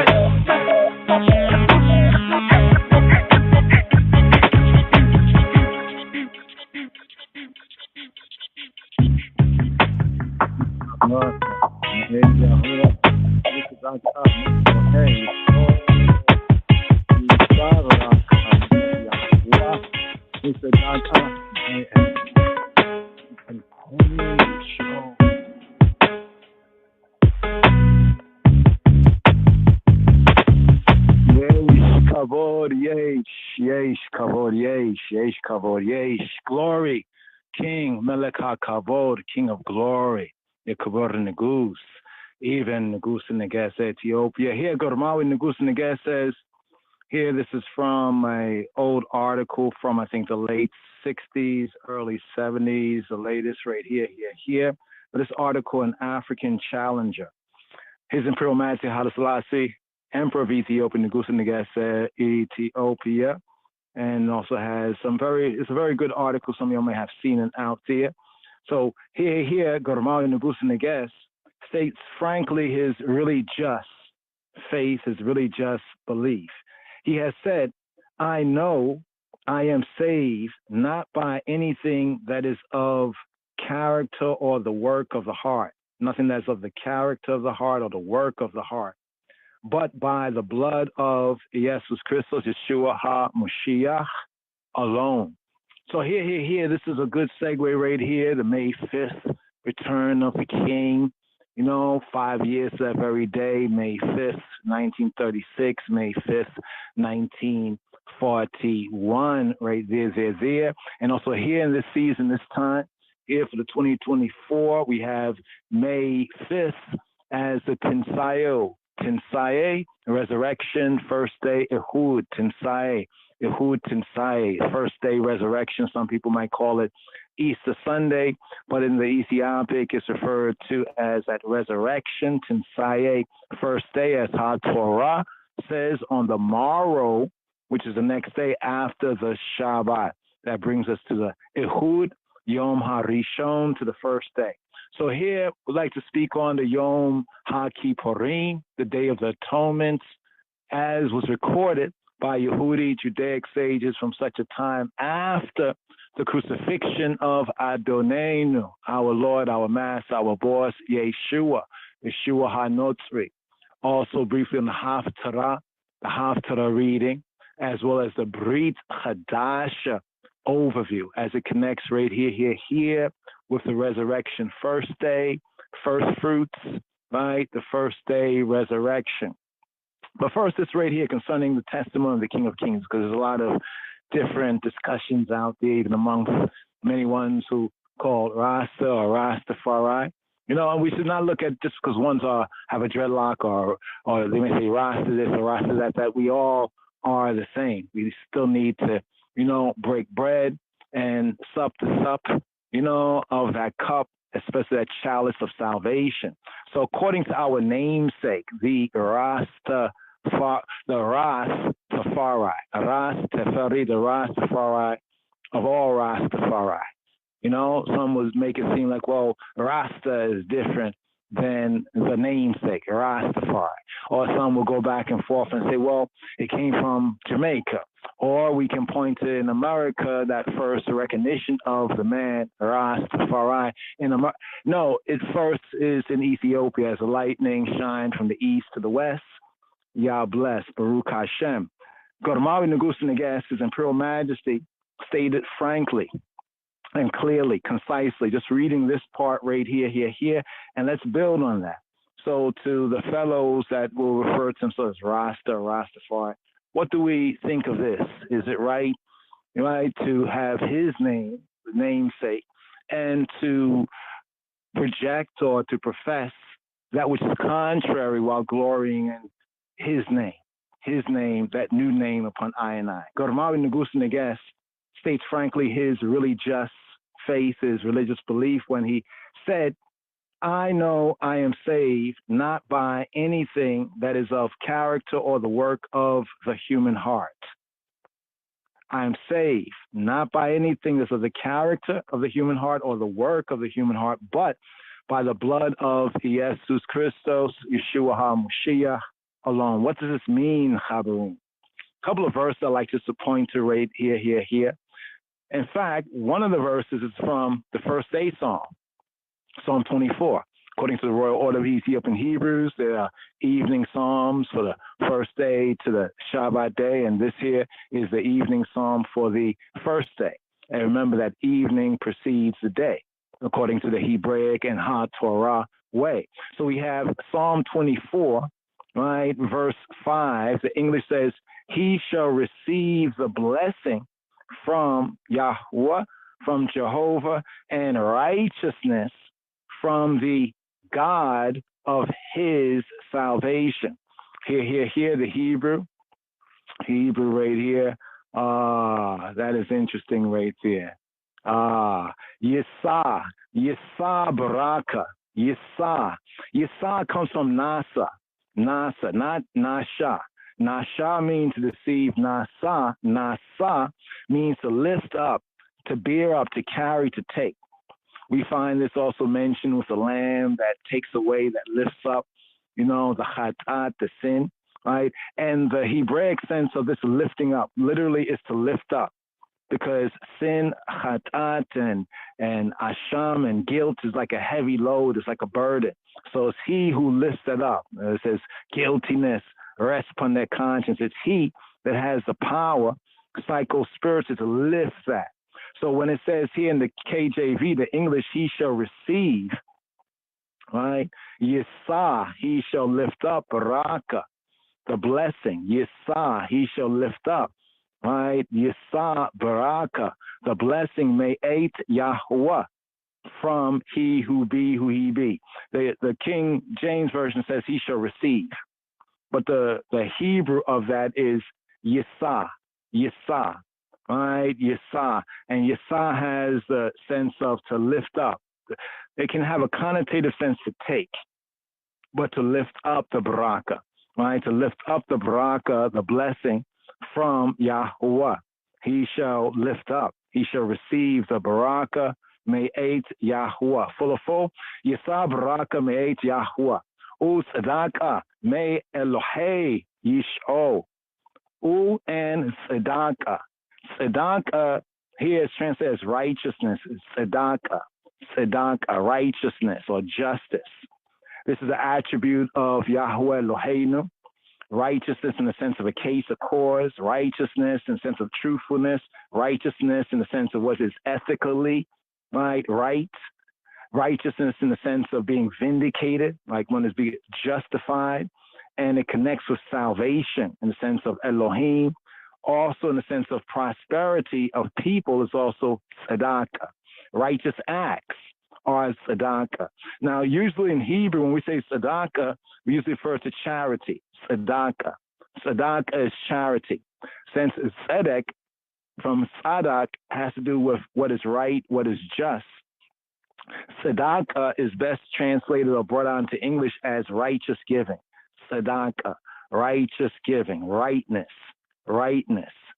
Rectitude, objectively, in the objective sense, justice, in a moral sense, virtue, in a figurative sense, prosperity.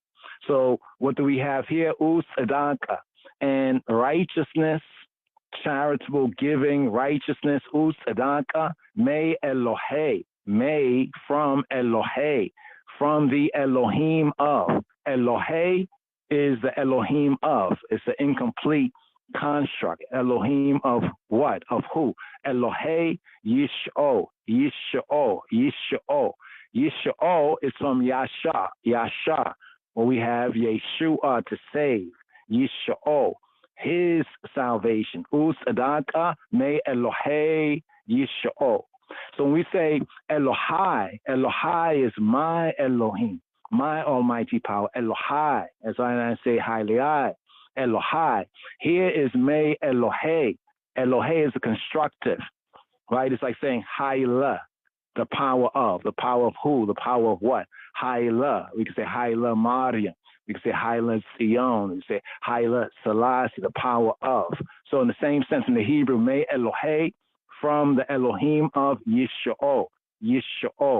From the Elohim of his salvation. And as the word says that he shall shew, his salvation. Yahweh Eloheinu shall shew his salvation. So the King of Kings clearly states to I and I, such as those of us of the namesake, he says that he knows that he is saved, not by anything that is of character or the work of the human heart, but by the blood of Yeshua HaMashiach alone.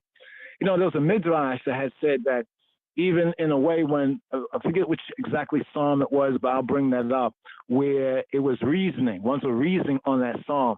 And from the language of the psalm, it almost seemed as though Elohim himself, Yahweh, right, himself would pray, would go into a place to pray. Now, one will say, well, who would he pray to?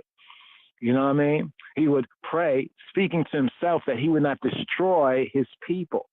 It's an interesting aspect. I'm going to get that psalm and the Midrash here and bring it forward so we can chop it up and reason on it. And then we have also over here in Psalm, let's bring this up right here, in Psalm 78. Before we get to 78, look at 50:23.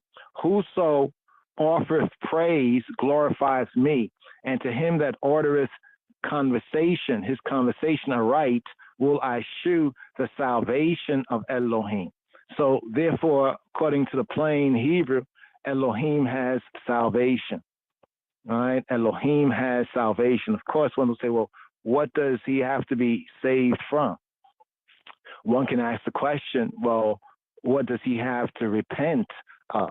We find where it says that Yahweh repented of what he was about to do, right, to his people, his erring people, based on the words of Moshe. And what's interesting that the words of Moshe was reflecting to Yahweh Eloheinu his own attributes, right, especially the mercy side of the attributes. Of course, wisely, as an advocate, Moshe did not go into all 13 of them, but he went into the mercy side of the tree. But here we have Psalm 78:22. Psalm 78:22. All right. Psalm 78:22, it reads this right here, says, because they believed not in God and trusted not in his salvation. So once you see where I'm going with this? Well, if one say, well, he is, right, God, right, the King of Kings, you know, our namesake, right, our Godfather, then why do not ones that called on the namesake believe, amen, credit, accept as true in the namesake? And why did the one take the name a different way? But here, the Hebrew is kilo, he eminu belohim. Ki for lo, not he eminu. He eminu. They did not amen. He eminu. They did not amen. They did not trust, credit, admit as true. Belohim. Be in Elohim. Belohim. Ki lo he eminu belohim. Willo batahu. Be shu'ato, and not willow, and not batahu, and they did not trust. Batahu from batach. Batach is to trust, to have confidence, eifidence, to have boldness, to be secure.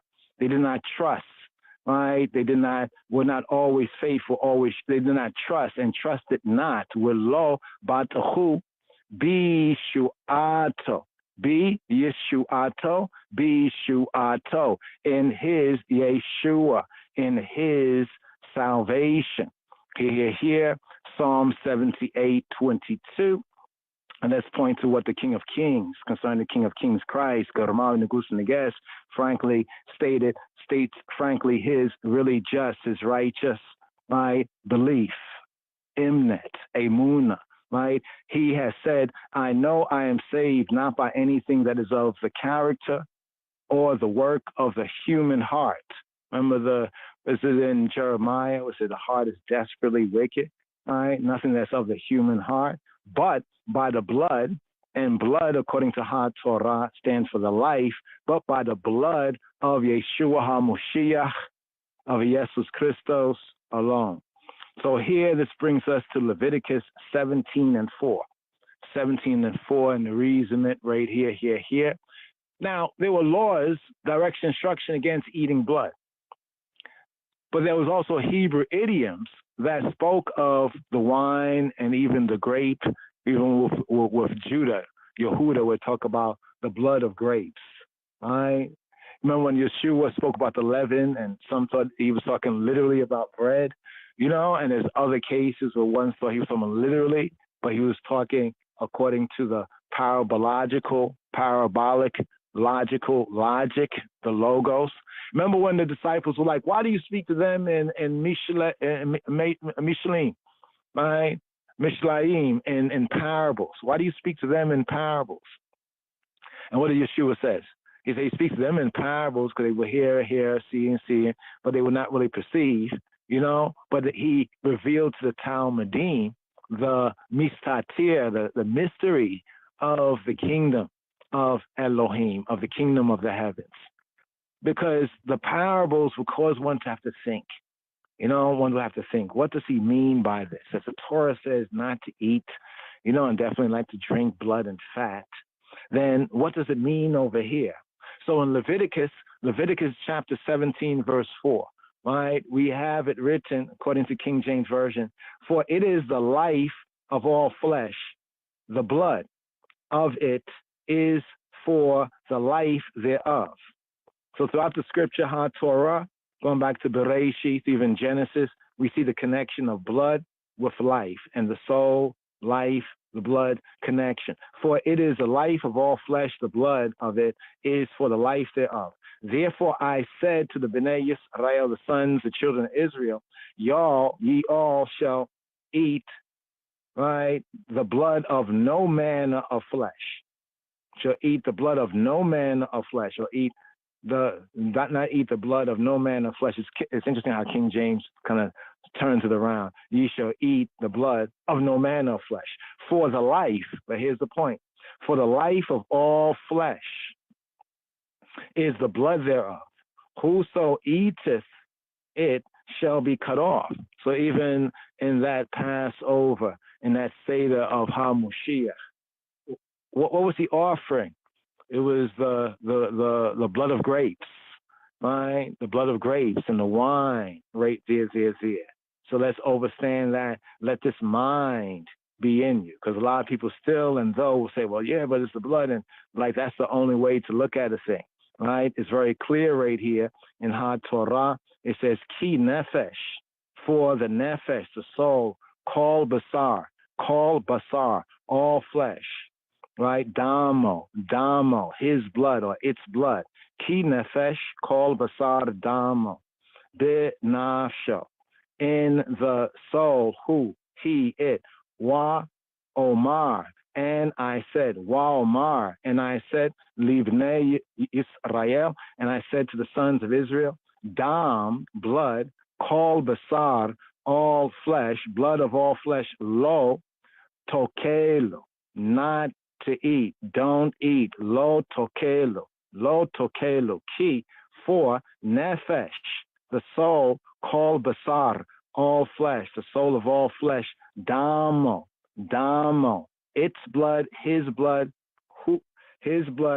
actually he, interesting here, pointed as he, its blood, she, speaking of the soul, she, kol okalayo, all who eat, right, Yekaret. So we talk about the karet. The karet is being cut off. The context of the Hebrew is like to die prematurely, right? To die prematurely will be cut off, right? We can also see that those who do it, although they may be among the people, they will not see things in the same spirit, the same mind, because of their doings. They are cut off psychically from the rest of the people.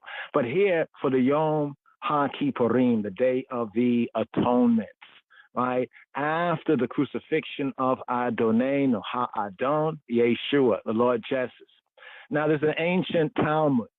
Once again, Talmud being an operative word. Yes, we've seen and read some things about the Babli Talmud, but we need to really revisit that right there as well, because sometimes things when we study, it's not always as we heard.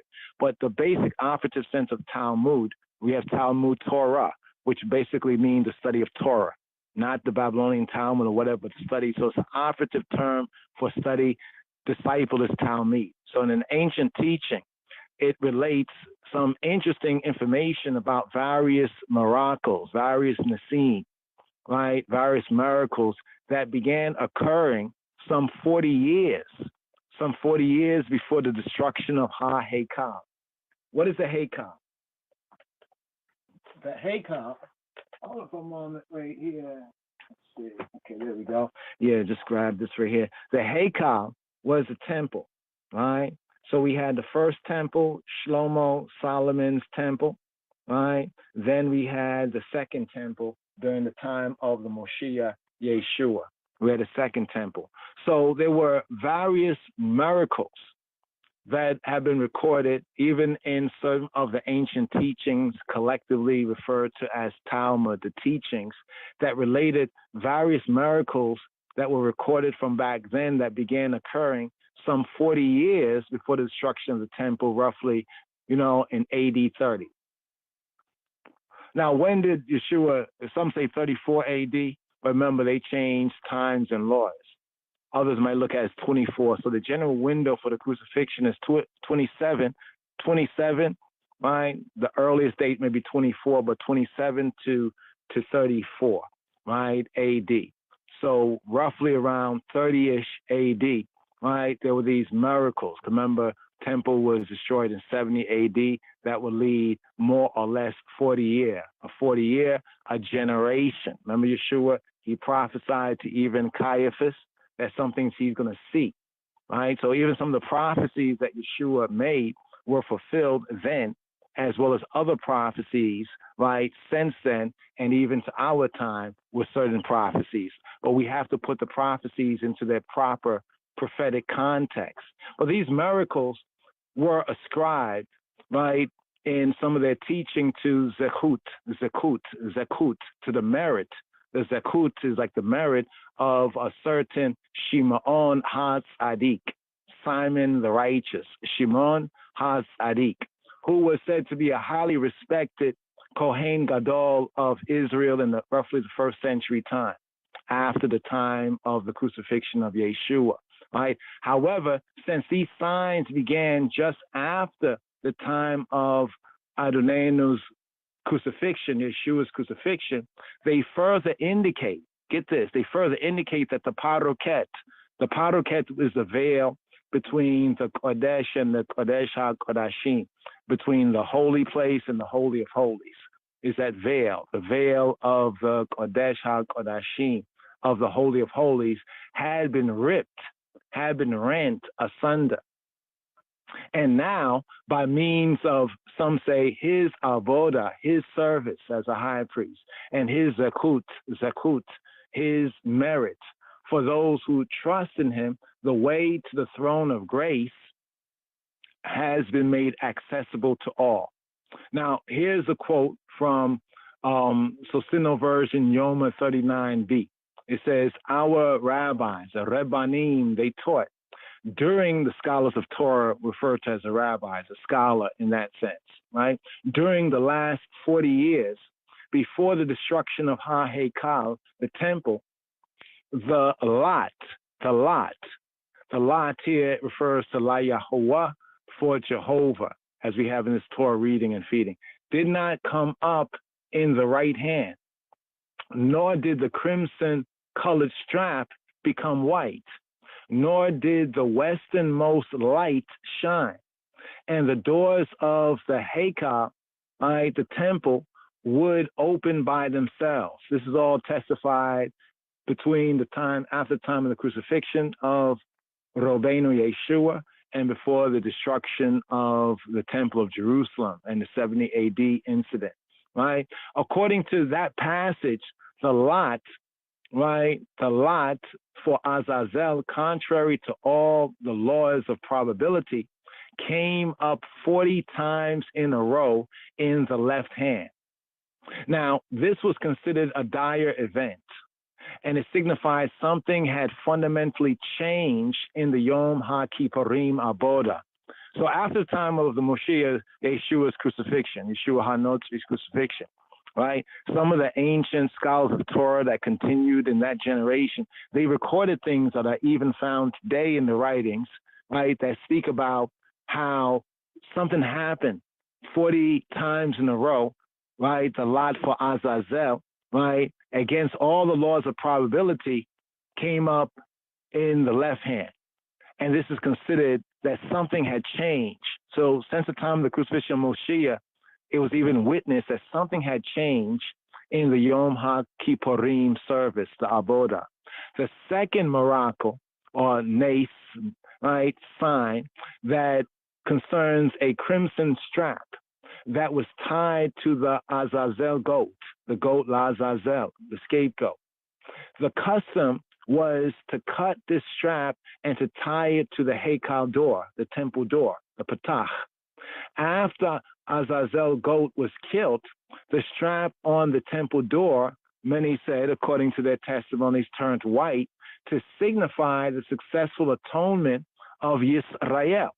However, beginning around 30 AD, around the time of and after the crucifixion of Yeshua HaNotzri, Jesus of Nazareth, the strap remained crimson, remained red up each year until the time of the temple's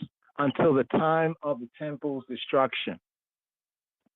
So all this is recorded. This is why when Yeshua said about the hypocrisy, right? How was that after the crucifixion of Yeshua, right? The strap didn't turn white, but every year crimson and crimson, all the way to the time of the temple destruction. Now the third nace or sign, right, miracle, was what is known as the Nir Ma'aravi, Nir Ma'aravi. That's basically the lamp of the west, the westernmost light of Ha Menorah, of the lampstand, right, in the holy place, was found extinguished before the next morning.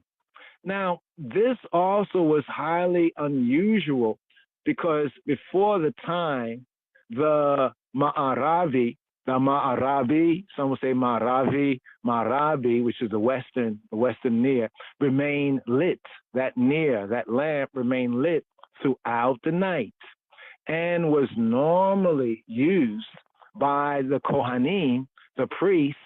Even in that time, it would have been like the Sadducees. They were the temple priests, but the priest was used by the priests to rekindle the other branches of Ha Menorah, of the lampstand. Now, after 30 AD, after the time of the crucifixion of Yeshua, however, this light, the Nir Ma'arabi, right, the Shamesh, right, the Shamesh was no longer found burning. Now, the Shamesh, that's the center one. Shamesh in Hebrew is like sun. So when we look at the lampstand, and actually, I just want to put this on the record again, the lampstand, if we were to look at it from a heaven-down view, the pattern of the lampstand was like the lily flower or like the hexagram, the so-called six-pointer star, with the center one. You know, people will say six, look, it's six points, but they forget the center point. That's the seventh right there. That is how the lampstand was constructed. And so the one in the center was called the sun, the Shamesh. This was no longer found burning. Even despite various attempts, there was various things done to try to ensure that it remained lit throughout the night, but that did not help. And that also went on, right, until the temple destruction. And all occurred between the period of after Yeshua's, the crucifixion, right, death, burial, resurrection, and ascension, right, and 40 years, that 40 years period of time until the temple's destruction and Rome renaming the land Palestine. Yeah.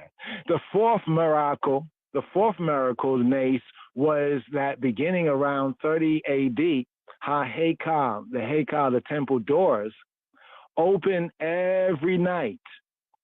open every night of their own accord. So they testified to this, and they clearly knew that, well, Moshe was crucified, or Yeshua was crucified then, but after this, all these things, all these signs, were occurring. Yohanan ben Zakkai, he declared that this was a sign of impending doom. You find this written in Sotah 6:3, that foreshadowed that the temple itself would be destroyed. The temple itself would be destroyed, and it's because of many of those signs that there were still a few who had come to the truth, even among Yeshua and I people. All right, but the Haftarah now, just to put the Haftarah in context with this, the reading here is Ezekiel 22. This indicates that Israel, right, it indicates an indictment. And the indictment here was for Israel, for failing to obey the Torah of Moses, the law of Moses, right, HaTorah, and consequently it invokes the judgment of Yahweh, of Jehovah. This includes the diaspora, right, of the Beit Yisrael, the Beta Israel people, even I here in this Western Hemisphere, and to the four corners, right, of this earthly plane. In Ezekiel 22, we have this key verse written: I will scatter you among the Goyim, among the nations, nationalities. All right, first, many of our people scattered among African nations, Asian nations, right? Then scattered amongst Americans, scattered also in Europe, scattered to the four corners of this earthly plane.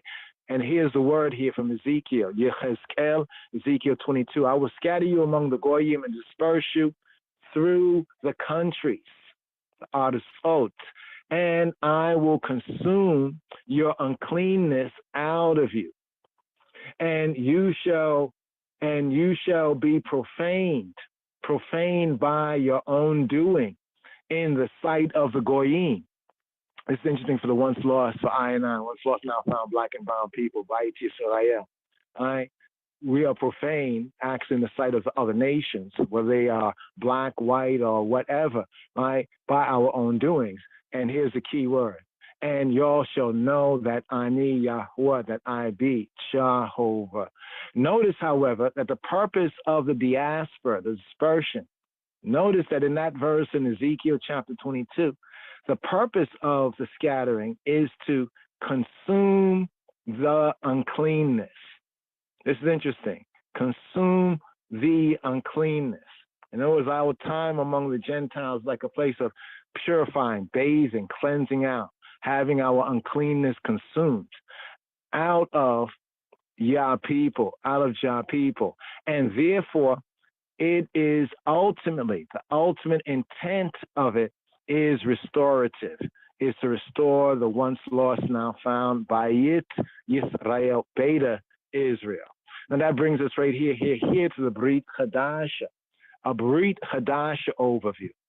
So we went from the Torah reading, the first of the three readings, then the Nabim, the prophets reading right there in Ezekiel, and here the Brit Hadasha, the new covenant, the renewed covenant overview. The Brit Hadasha reading here, right, it tells us, right, and let's get the overview right here. The Brit Hadasha, we have, this is the Hebrews chapter 9, verses 11 to 28. Right, the key areas, but the full is always good for study. So we have this reading that tells us from the epistle to the Hebrews that HaMoshiach, Yeshua, appeared as the Kohen Gadol, as the high priest. You see, I'm going to say this once again. Hopefully, when one study, they'll get this, right? And hopefully say yay and amen, that the Messiah, according to the scripture, in the first primary sense, is not so much the king, but it's actually the priest and the high priest and the high priest's sons. This is why the likeness that we have in the epistle to the Hebrews, it pictures Yeshua as the Moshiach, the anointed Kohen Gadol, and the true Nazarenes, the true faithful Talmudim and followers and believers as that royal priesthood. Right? He has made us priests and kings to his God and Father and our God and Father. So he is the high priest and appears as the Kohen Gadol of the true tabernacle. Of that, the earthly tabernacle, right? So what Moshe was building on earth, that we have in the Torah, was merely a cell and tselem. It was merely like a shadow, right? A draft. Right, an object lesson, and there offered his own blood to secure eternal redemption for those who are trusting in him. As it says, his name will be Ki Yeshu Ki is a Yeshua, Ki Yoshia. Yeshua, his name Shemo, his name Yeshua. Why? Ki Yoshia. His name be Yeshua, for he will save his people from their sins. Yeshua HaMoshiach did this, right, by the death on the tree of his cross, and by shedding his own blood, his own life and liberty, the word of Elohim incarnate, as the perfect sacrificial victim for the penalty of the chatot, of the sins committed under the Torah, Torat Moshe, under the law of Moses, the Torah of Moses. You see, in the first covenant, the first Berit, right, the Torah of Moshe, innocent sacrificial victims had to be killed in order to benefit from their death, according to the priestly rites and ritual. Now, this is most evident in the Yom HaKippurim Avodah, ceremony and service, where the sins of the nation, right, the sins of Beit Yisrael, the Beta Israel, whole Kol Yisrael, were covered, right, Kapar, Kippurim, were covered by the, quote, blood of bulls and goats. For what? For the previous Shana, the previous year's chatot, uckeries, forfeitures, lacks, sins. But this rite and ritual, like the others were instituted in the earthly tabernacle. They were a foreshadowing and a foreshadowing of the coming substance, the substance, right, that was prophesied. Point of reference, we have Hebrews chapter 8, verse 5 as one point of reference, but moving forward. A testament, what's called a testament, is not of force until the testator is dead, almost like an inheritance in that sense. A testament is not of force, is not in force, in effect, ratified, in action, in effect, until the testator is dead. That is to say, the testament in the sense of a will, right? A will comes into effect only after someone dies. Is that not correct? A will comes into effect when the person whose will it is has died.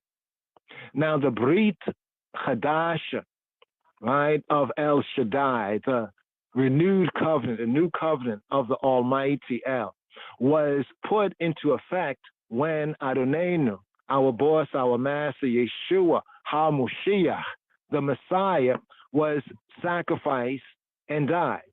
And the heirs, who are the heirs to this, quote, will, to this testament, to what he testified. The heirs to this will receive eternal forgiveness for their chatot. This is unlike the contingent forgiveness that was obtained by the Hebrew rites and rituals under the first covenant, offered in the earthly pattern of the true holy place. Thus, Moshe was commanded to see that you do all things according to the pattern that was shown in the heavens. Trying to live under two covenants at the same time is similar, right, to being married, right, to two husbands at once. Some say two women, but there's a pattern in the scripture, keeping a pattern to two husbands at once. This is a form of spiritual adultery. Those who are joined or married to Moshiach, right, to Moshiach, are dead, right, are dead, or in the sense of separated from, using the Hebrew idiom here, right, like dead on that, man, yo, dead on that. Are we saying for them physically to kill it? No, to mute on it, to make it dead, separate from that. So those who are dead they are separated from the Torah of Moshe. We have a key verse here in Romans 7:2-4, the key verse. You also have died to the Torah through the body of Moshiach. Gam atem, y'all also Meitim, like dead ones, like Meitim, dead ones, nechshabtem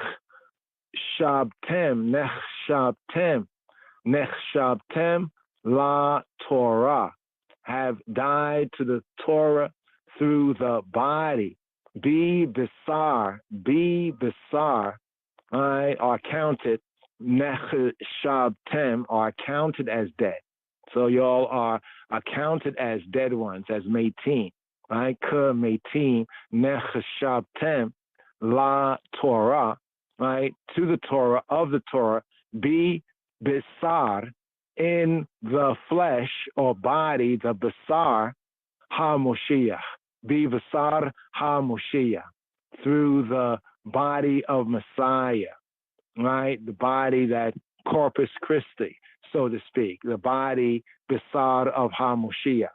So praise Elohei Yisrael for our high priest, Kohen Gadol, Yeshua ha-Moshiach, Yeshua the anointed, the mediator of the Brit Chadasha, of the renewed covenant, through his offering, his sacrifice for I and I.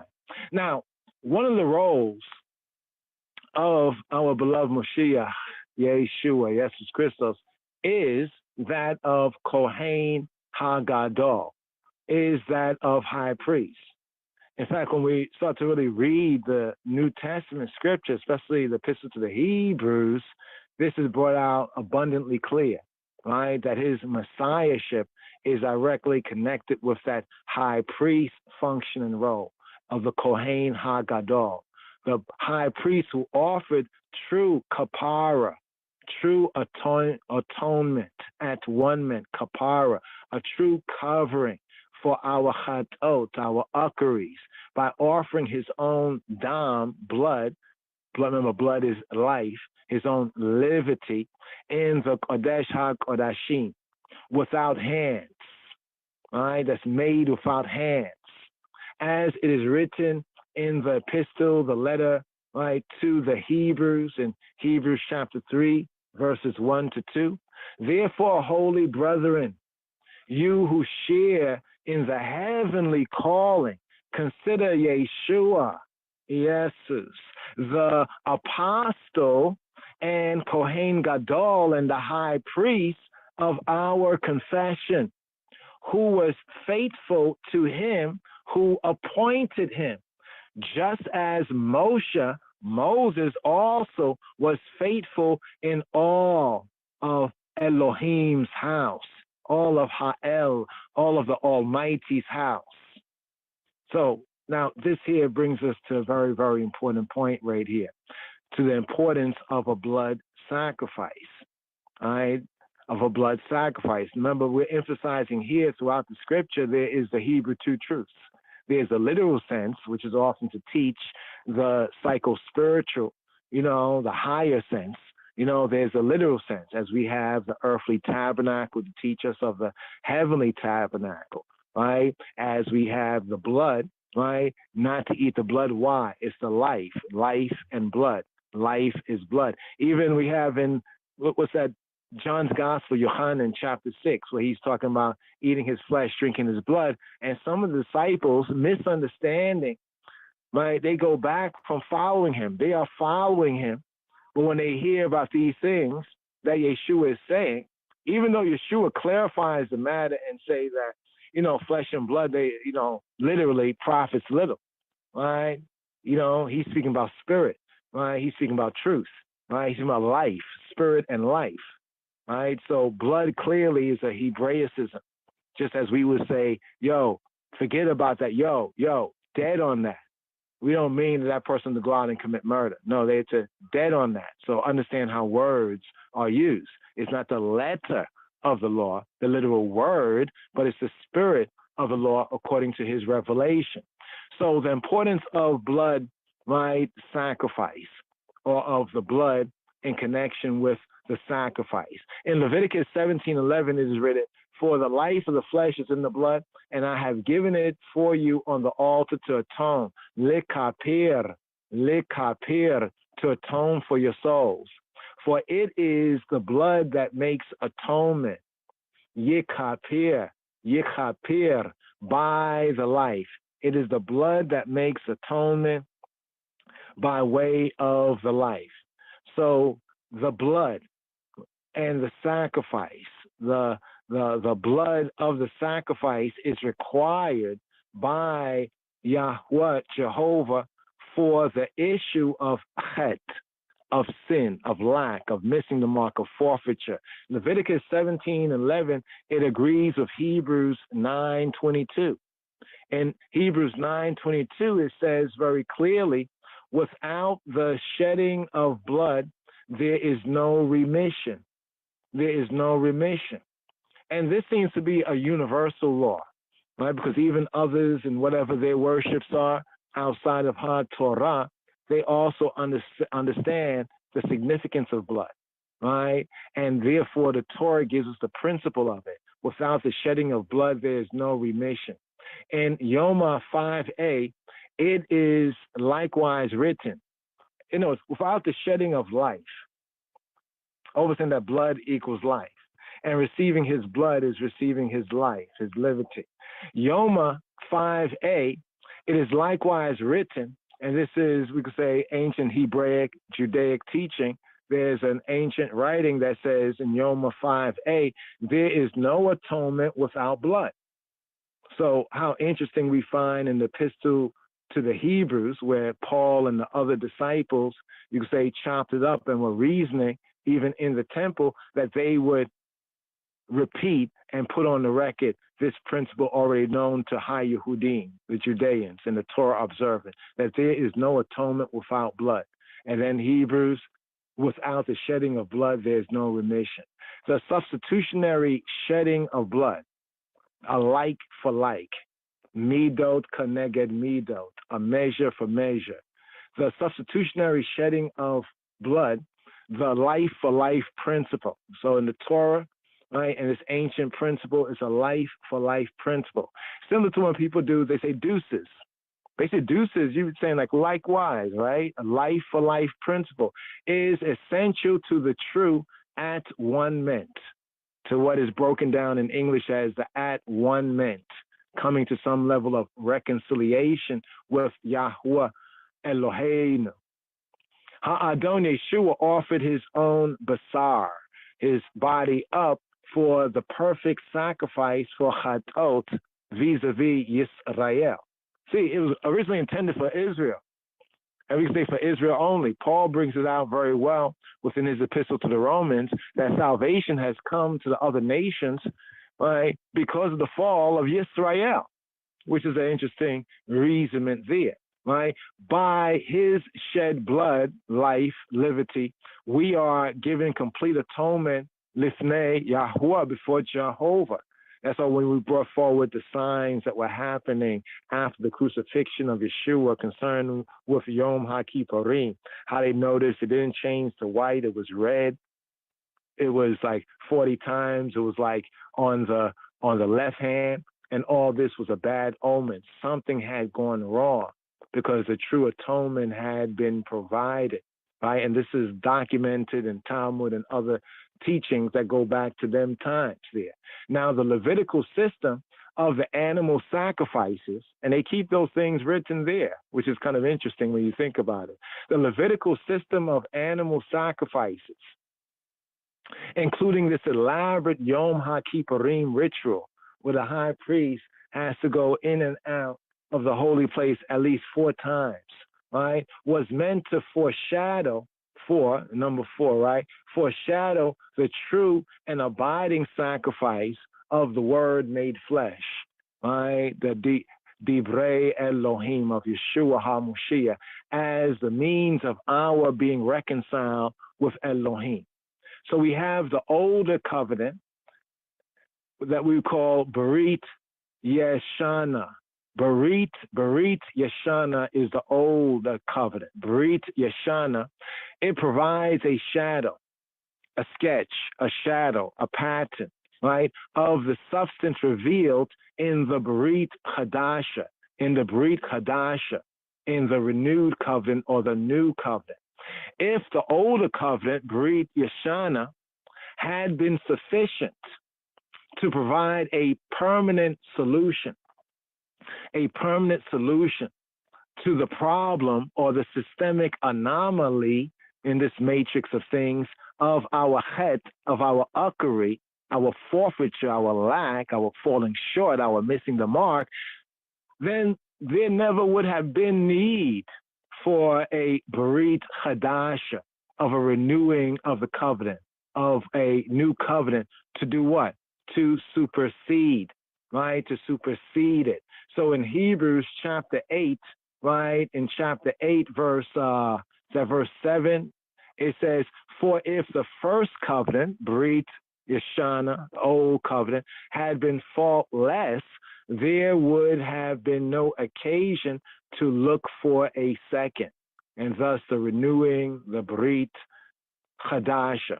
Under the former or older covenant, Brit Yashana, sacrifices, the korbanot, merely covered sins. It was like a yearly covering, right? Like a yearly insurance policy to cover chatot, right? But under the Brit Chadasha, these chatot, these sins, forfeitures are taken entirely away, right? Almost like a burnt, like almost like a burn, like when they burn it off of something, it's gone, it's burnt. But in the old covenant, it was covered, right? It was covered. But in the new covenant, it's entirely taken away. Hebrews, Epistle to Hebrews chapter 7, verse 27, Hebrews chapter 9, verse 12, Hebrews chapter 9, verse 25 to 28. This section right here, let's see if we can bring this out right here. Even if this is the main foundation here, it links with the first day resurrection, very, very importantly here. 727.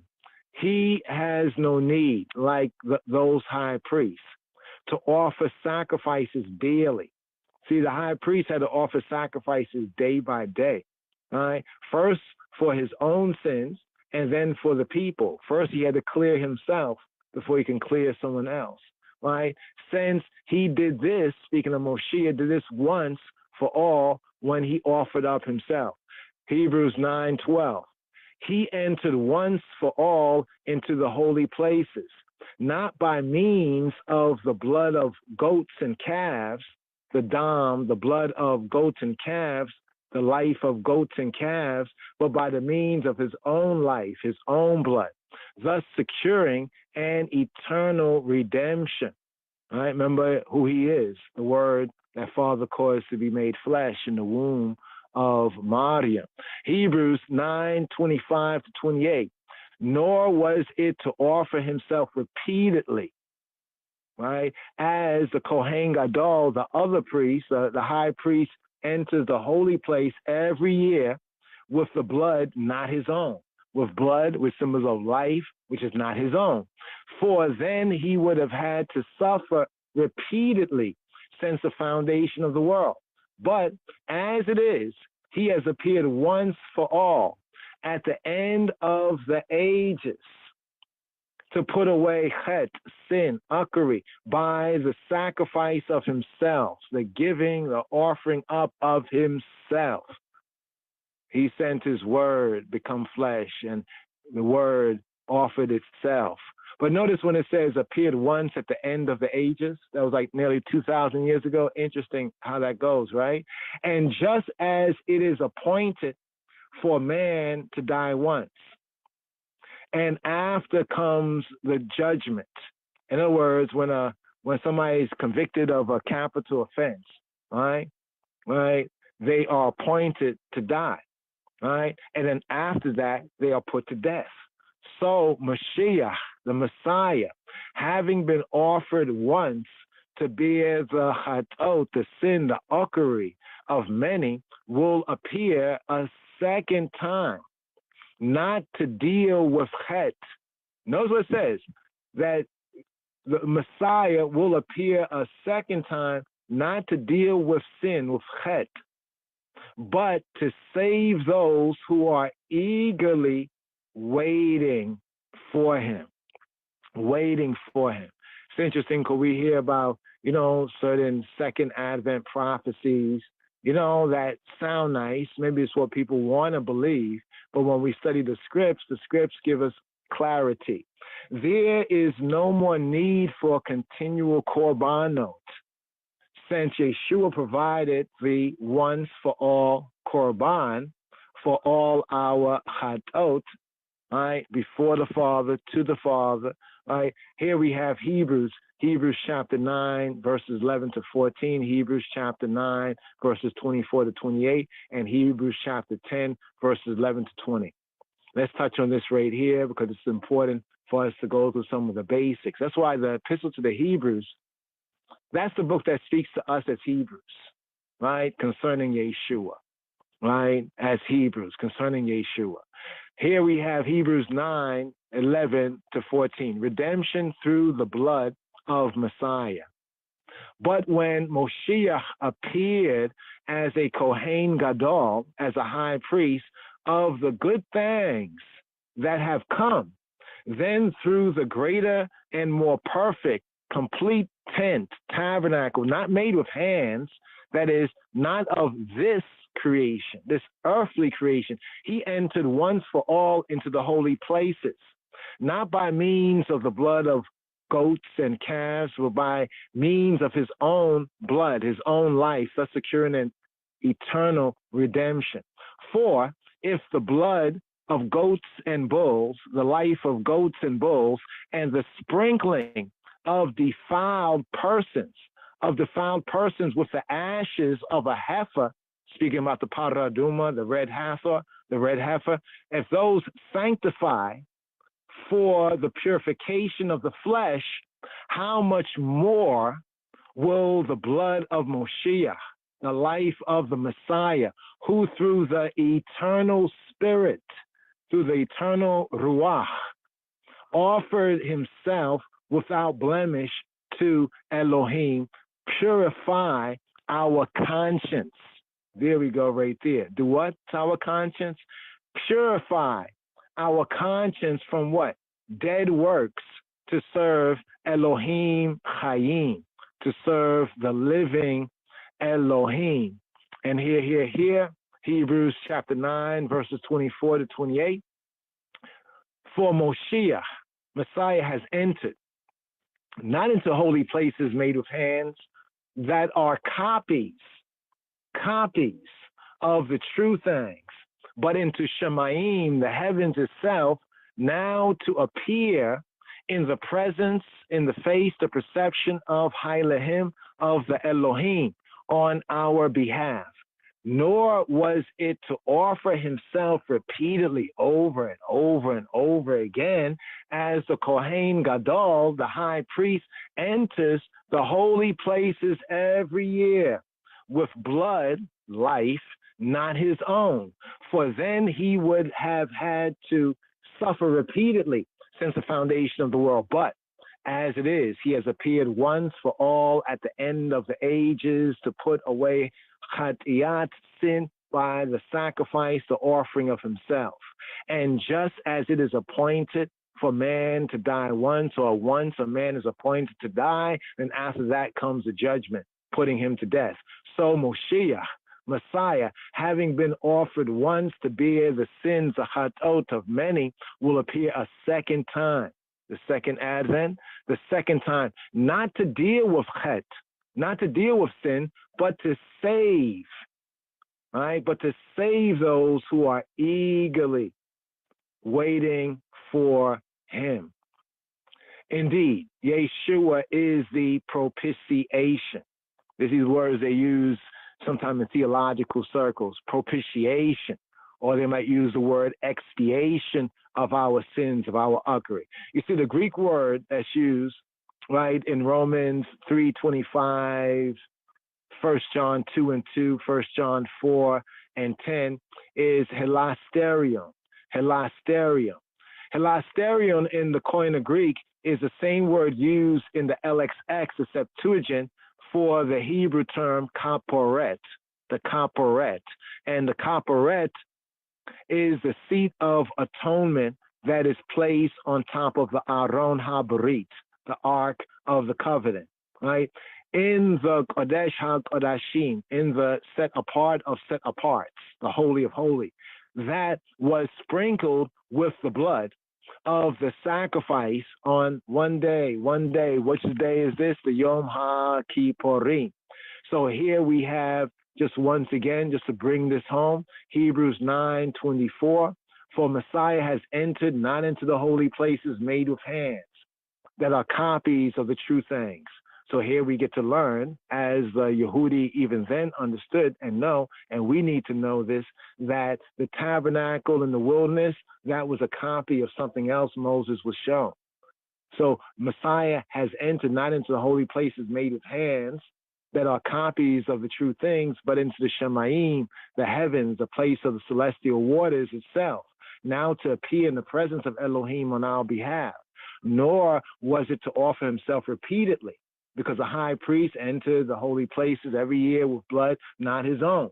For then, of course, he would have had to suffer repeatedly since the foundation of the world, if he had to go in there with his own blood. But as it is, he has appeared once, Moshiach has appeared once for all at the end of the ages, and this is it, to put away chet, sin, the systemic anomaly that entered into, we could say, the creational matrix, right? The systemic anomaly by the sacrifice of himself.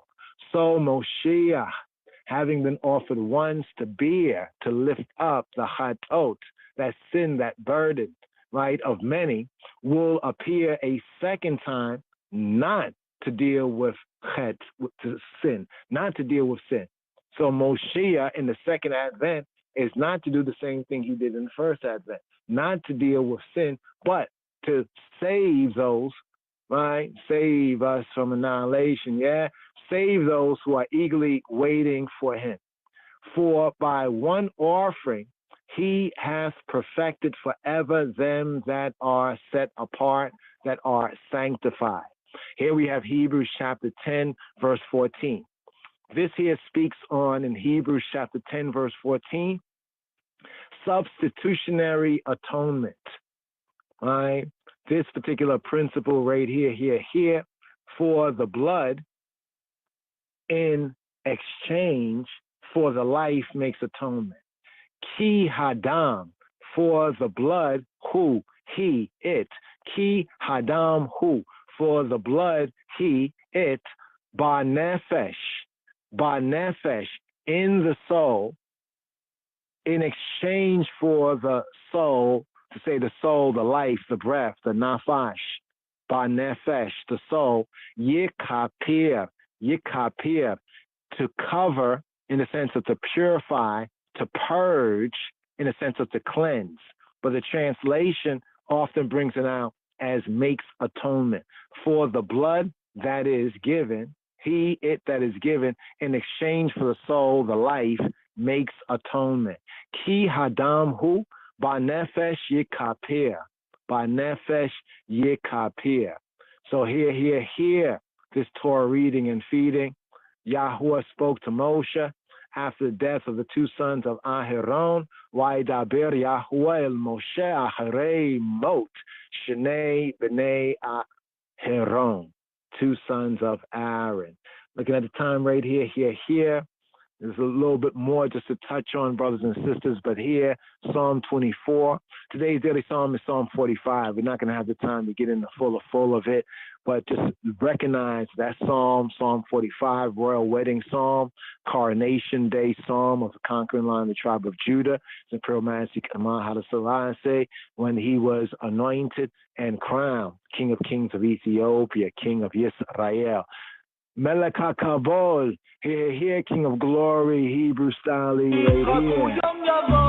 אלה שצוחקים עכשיו יצחו, אלה שבוכים עכשיו ומודים, יצחקו ברוך השם, יש לנו את החירות לבחור, ממשיך קדימה לא נשאר מאחור, הכוח הוא בהתמדה, כן, ורק בסוף הדרך סופרים את הקופה, יש כבוד, יש מזמור כ"ד, לדוד מזמור, לאדוני הארץ ומלואה, תבל ויושביה, כי הוא על ימים יסדה, ועל נהרות יכונניה,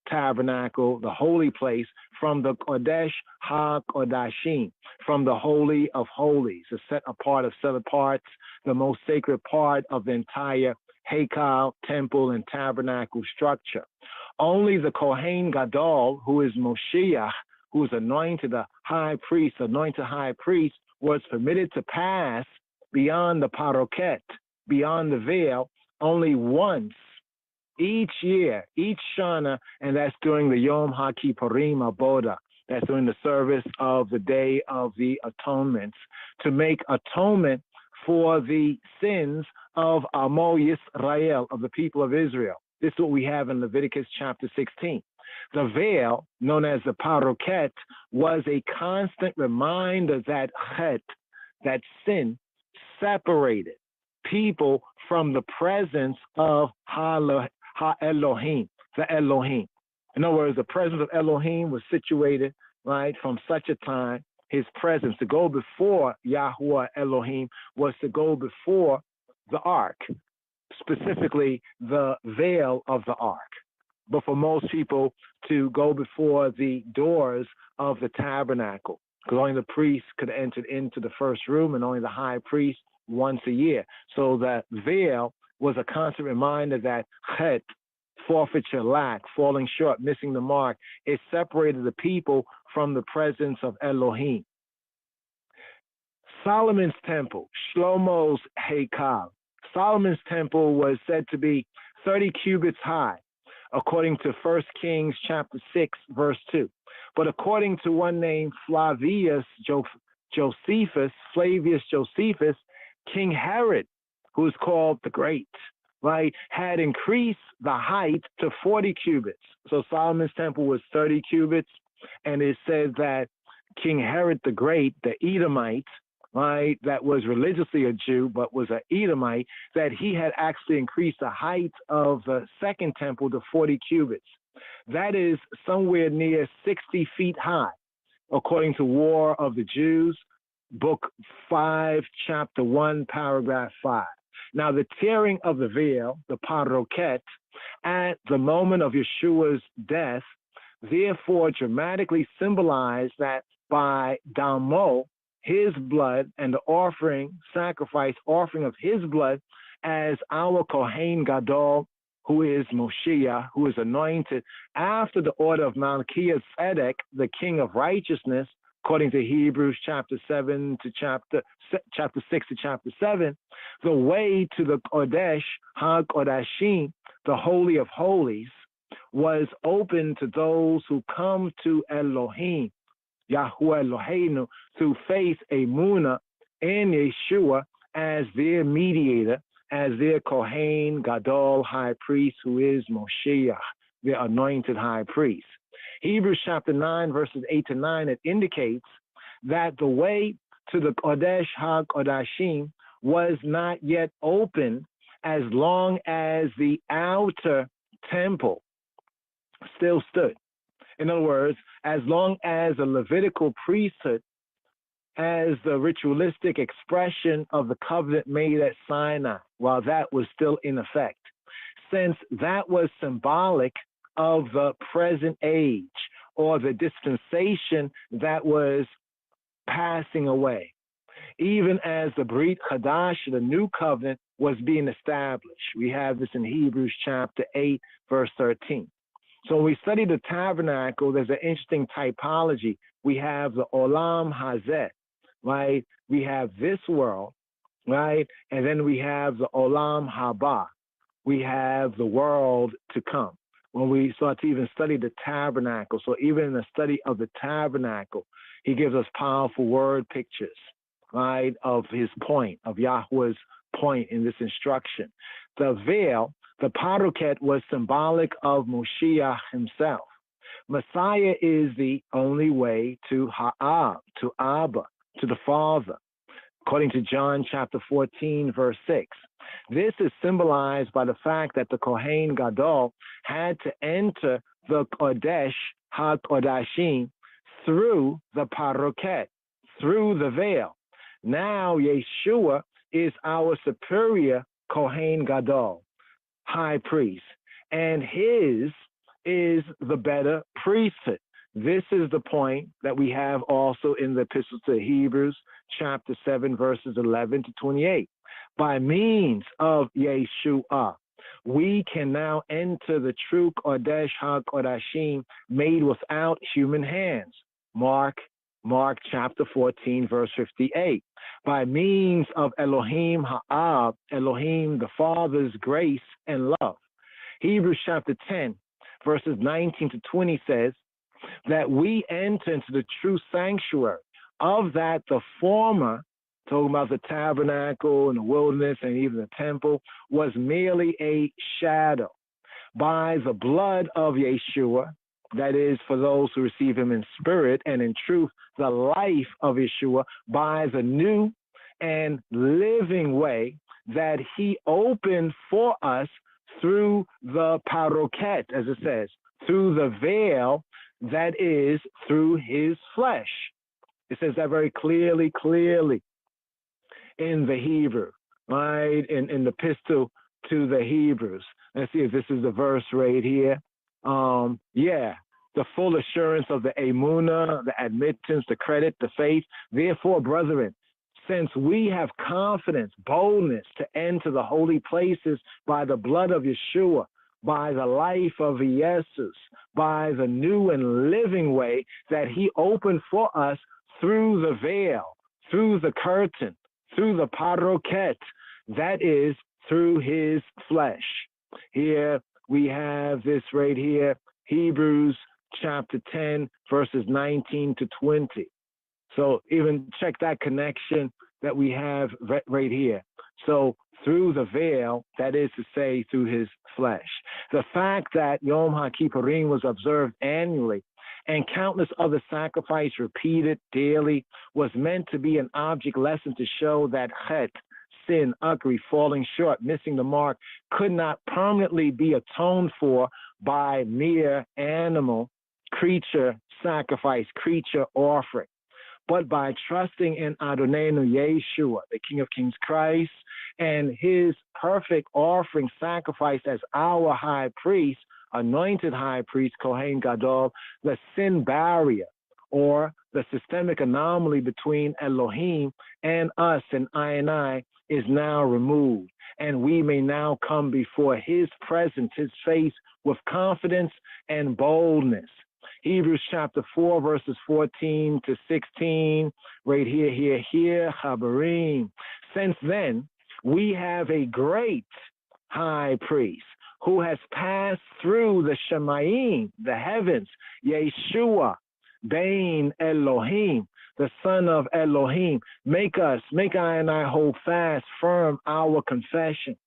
For we do not have a high priest who is unable to sympathize with our weaknesses, but one who in every respect has been tempted as we are, yet without chet, yet without sin, forfeiture, lack, falling short.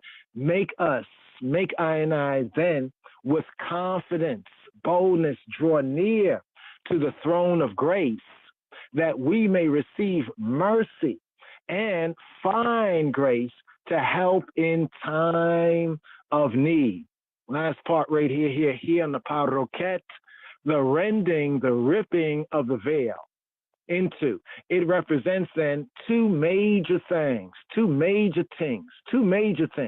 First, it means that the way of access to Yahweh Elohei Yisrael, Jehovah the Elohim of Israel, has been opened by means of the all-sufficient sacrifice of Yeshua for our chatot. Romans chapter 6, verse 10. We no longer go through the offices of Levi. This will be symbolic of old so-called Judaism and the rites and rituals to approach Yahweh Eloheinu. He who be, I Elohim, HaKadosh Baruch Hu Baruch Hashem, according to Hebrews chapter 13, verse 10. And secondarily, the rent veil means that Elohim Atzmo, Elohim himself, is no longer, quote, hidden behind the curtain, hidden behind the veil, behind the paroket, in the Judaic temple, so to speak, as the exclusive possession of Yisrael. Because of Ha'adon Yeshua, the place where Yahweh Eloheinu would, quote, put his name. Remember, the place that he would put his name, according to Deuteronomy chapter 12, verse 5, has indeed become, right, in the earth. Thy kingdom come, thy will be done in earth as it is in heaven. Yahweh Eloheinu is, so to speak, on the loose, right? There's no barrier. They're not hidden behind the paroket, so to speak, if one may dare speak this way. And Rucho, his Ruach, his spirit, reaches to the uttermost of peoples who come to put their trust, their confidence, their admittance, their credit in him and through him. Yahuwah is Melech Kol Haaretz. He who be Jehovah is king over all the earth. Yes, Psalm 47 and 7, Yeshaya, Isaiah 42 and 6. Consequently, he is able to save to the uttermost those who draw near to Ha-Elohim through him, since he always lives, always faithful, always sure to make intercession for them. Hebrews chapter 7, verse 25. Baruch Hashem, Adonenu, Yeshua has made the way for those who trust in him, for those who trust in him. And I trust in the King of Kings has brought us to that true trust in the King of Kings Christ, as Gormawi Nagus Neges says, and states frankly his righteous belief, faith. He has said, I know I am saved not by anything that is of character or the work of the human heart, but by the blood, the life, the liberty of Yeshua HaMoshiach, of Jesus Christos alone, all one. Yes, I. And this is what we mean when we say the King of Kings Christ. All right, who does he speak of? All right, since we take on his namesake, all right, to do righteousness to that namesake, truth to that namesake, not to profane that namesake. Here, Psalm 144, Sabbath seal for the Shabuah to come. Forward, forward, forward.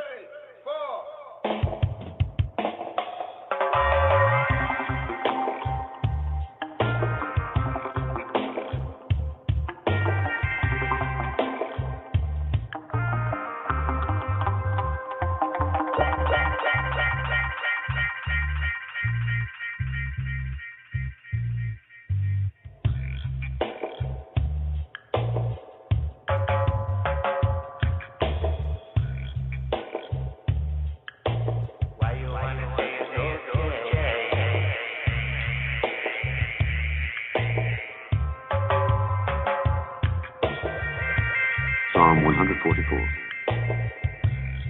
Blessed be the Lord my strength, which teacheth my hands to war and my fingers to fight. My goodness and my fortress, my high tower and my deliverer, my shield, and he in whom I trust, who subdueth my people under me. Lord, what is man that thou takest knowledge of him, or the son of man that thou makest account of him? Man is like to vanity. His days are as a shadow that passeth away. Bow thy heavens, O Lord, and come down. Touch the mountains, and they shall smoke. Cast forth lightning and scatter them. Shoot out thine arrows and destroy them. Send thine hand from above. Rid me and deliver me out of great waters, from the hand of strange children, whose mouth speaketh vanity, and their right hand is a right hand of falsehood. I will sing a new song unto thee, O God. Upon a psaltery and an instrument of 10 strings will I sing praises unto thee. It is he that giveth salvation unto kings, who delivereth David his servant from the hurtful sword. Rid me and deliver me from the hand of strange children, whose mouth speaketh vanity, and their right hand is a right hand of falsehood, that our sons may be as plants grown up in their youth, that our daughters may be as cornerstones, polished after the similitude of a palace. that our garners may be full, affording all manner of store, that our sheep may bring forth thousands and 10,000s in our streets, that our oxen may be strong to labor, that there be no breaking in nor going out, that there be no complaining in our streets. Happy is that people that is in such a case. Yea, happy is that people whose God is the Lord.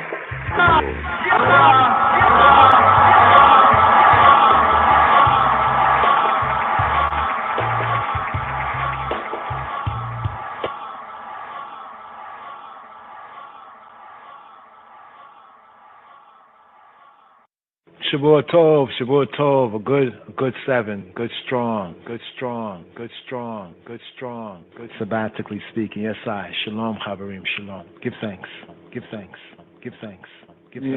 Yes. Malcolm, beautifully good, Borhanet and Sayo, here in the season, the May 5th time, also the return of the King. Have beautifully good this first day resurrection right here. Yeah, bless the eye, keep the eye, and I, cause his face, his grace to shine on the eye, and I, by Shem Yeshua HaMoshiach. Here, Psalm 67, as we seal up the Sabbath and moving forward, has a baraka right here, even the priestly blessing adapted in Psalm 67. So here on the outro right here, Shavua Tov, but mainly that first day resurrection, we count the growth as we are moving forward to the harvest, Pentecost Day, Shavuot, 7 weeks, 7 Shabbats complete into that morrow. Shavua Tov, here. Shalom, Chaverim, Shalom.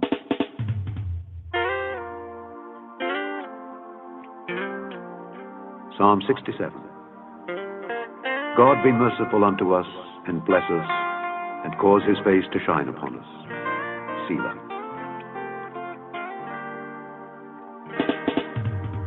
Psalm 67. God be merciful unto us, and bless us, and cause his face to shine upon us. Selah. God be merciful unto us, and bless us, and cause his face to shine upon us. Selah.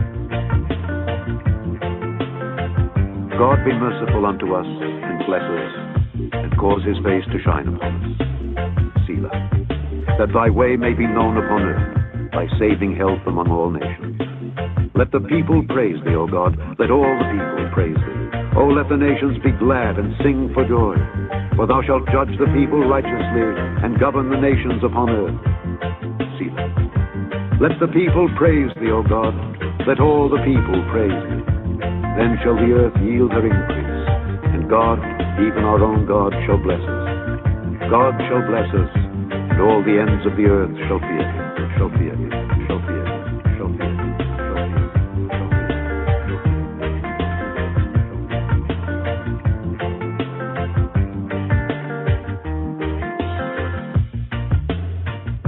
Psalm 67. God be merciful unto us, and bless us, and cause his face to shine upon us. Selah. That thy way may be known upon earth, thy saving help, thy saving help, thy saving help, thy saving help.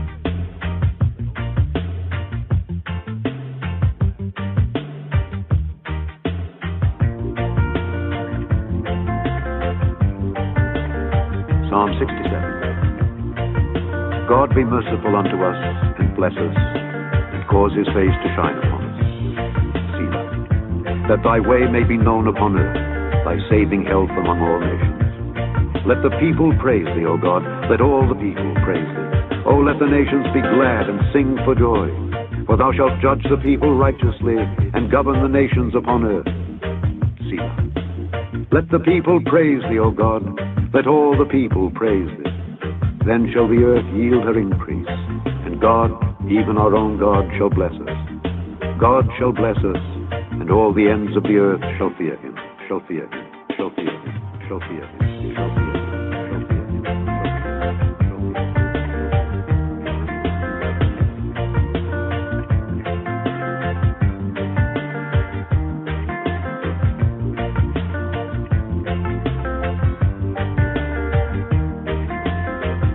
God be merciful unto us and bless us. God be merciful unto us and bless us, and cause his face to shine upon us. Selah. God be merciful unto us and bless us, and cause his face to shine upon us. Selah. God be merciful unto us and bless us, and cause his face to shine upon us. Selah. Yeshua Shalom, Chavarim, Bashem Yeshua. Be well. Thank you for using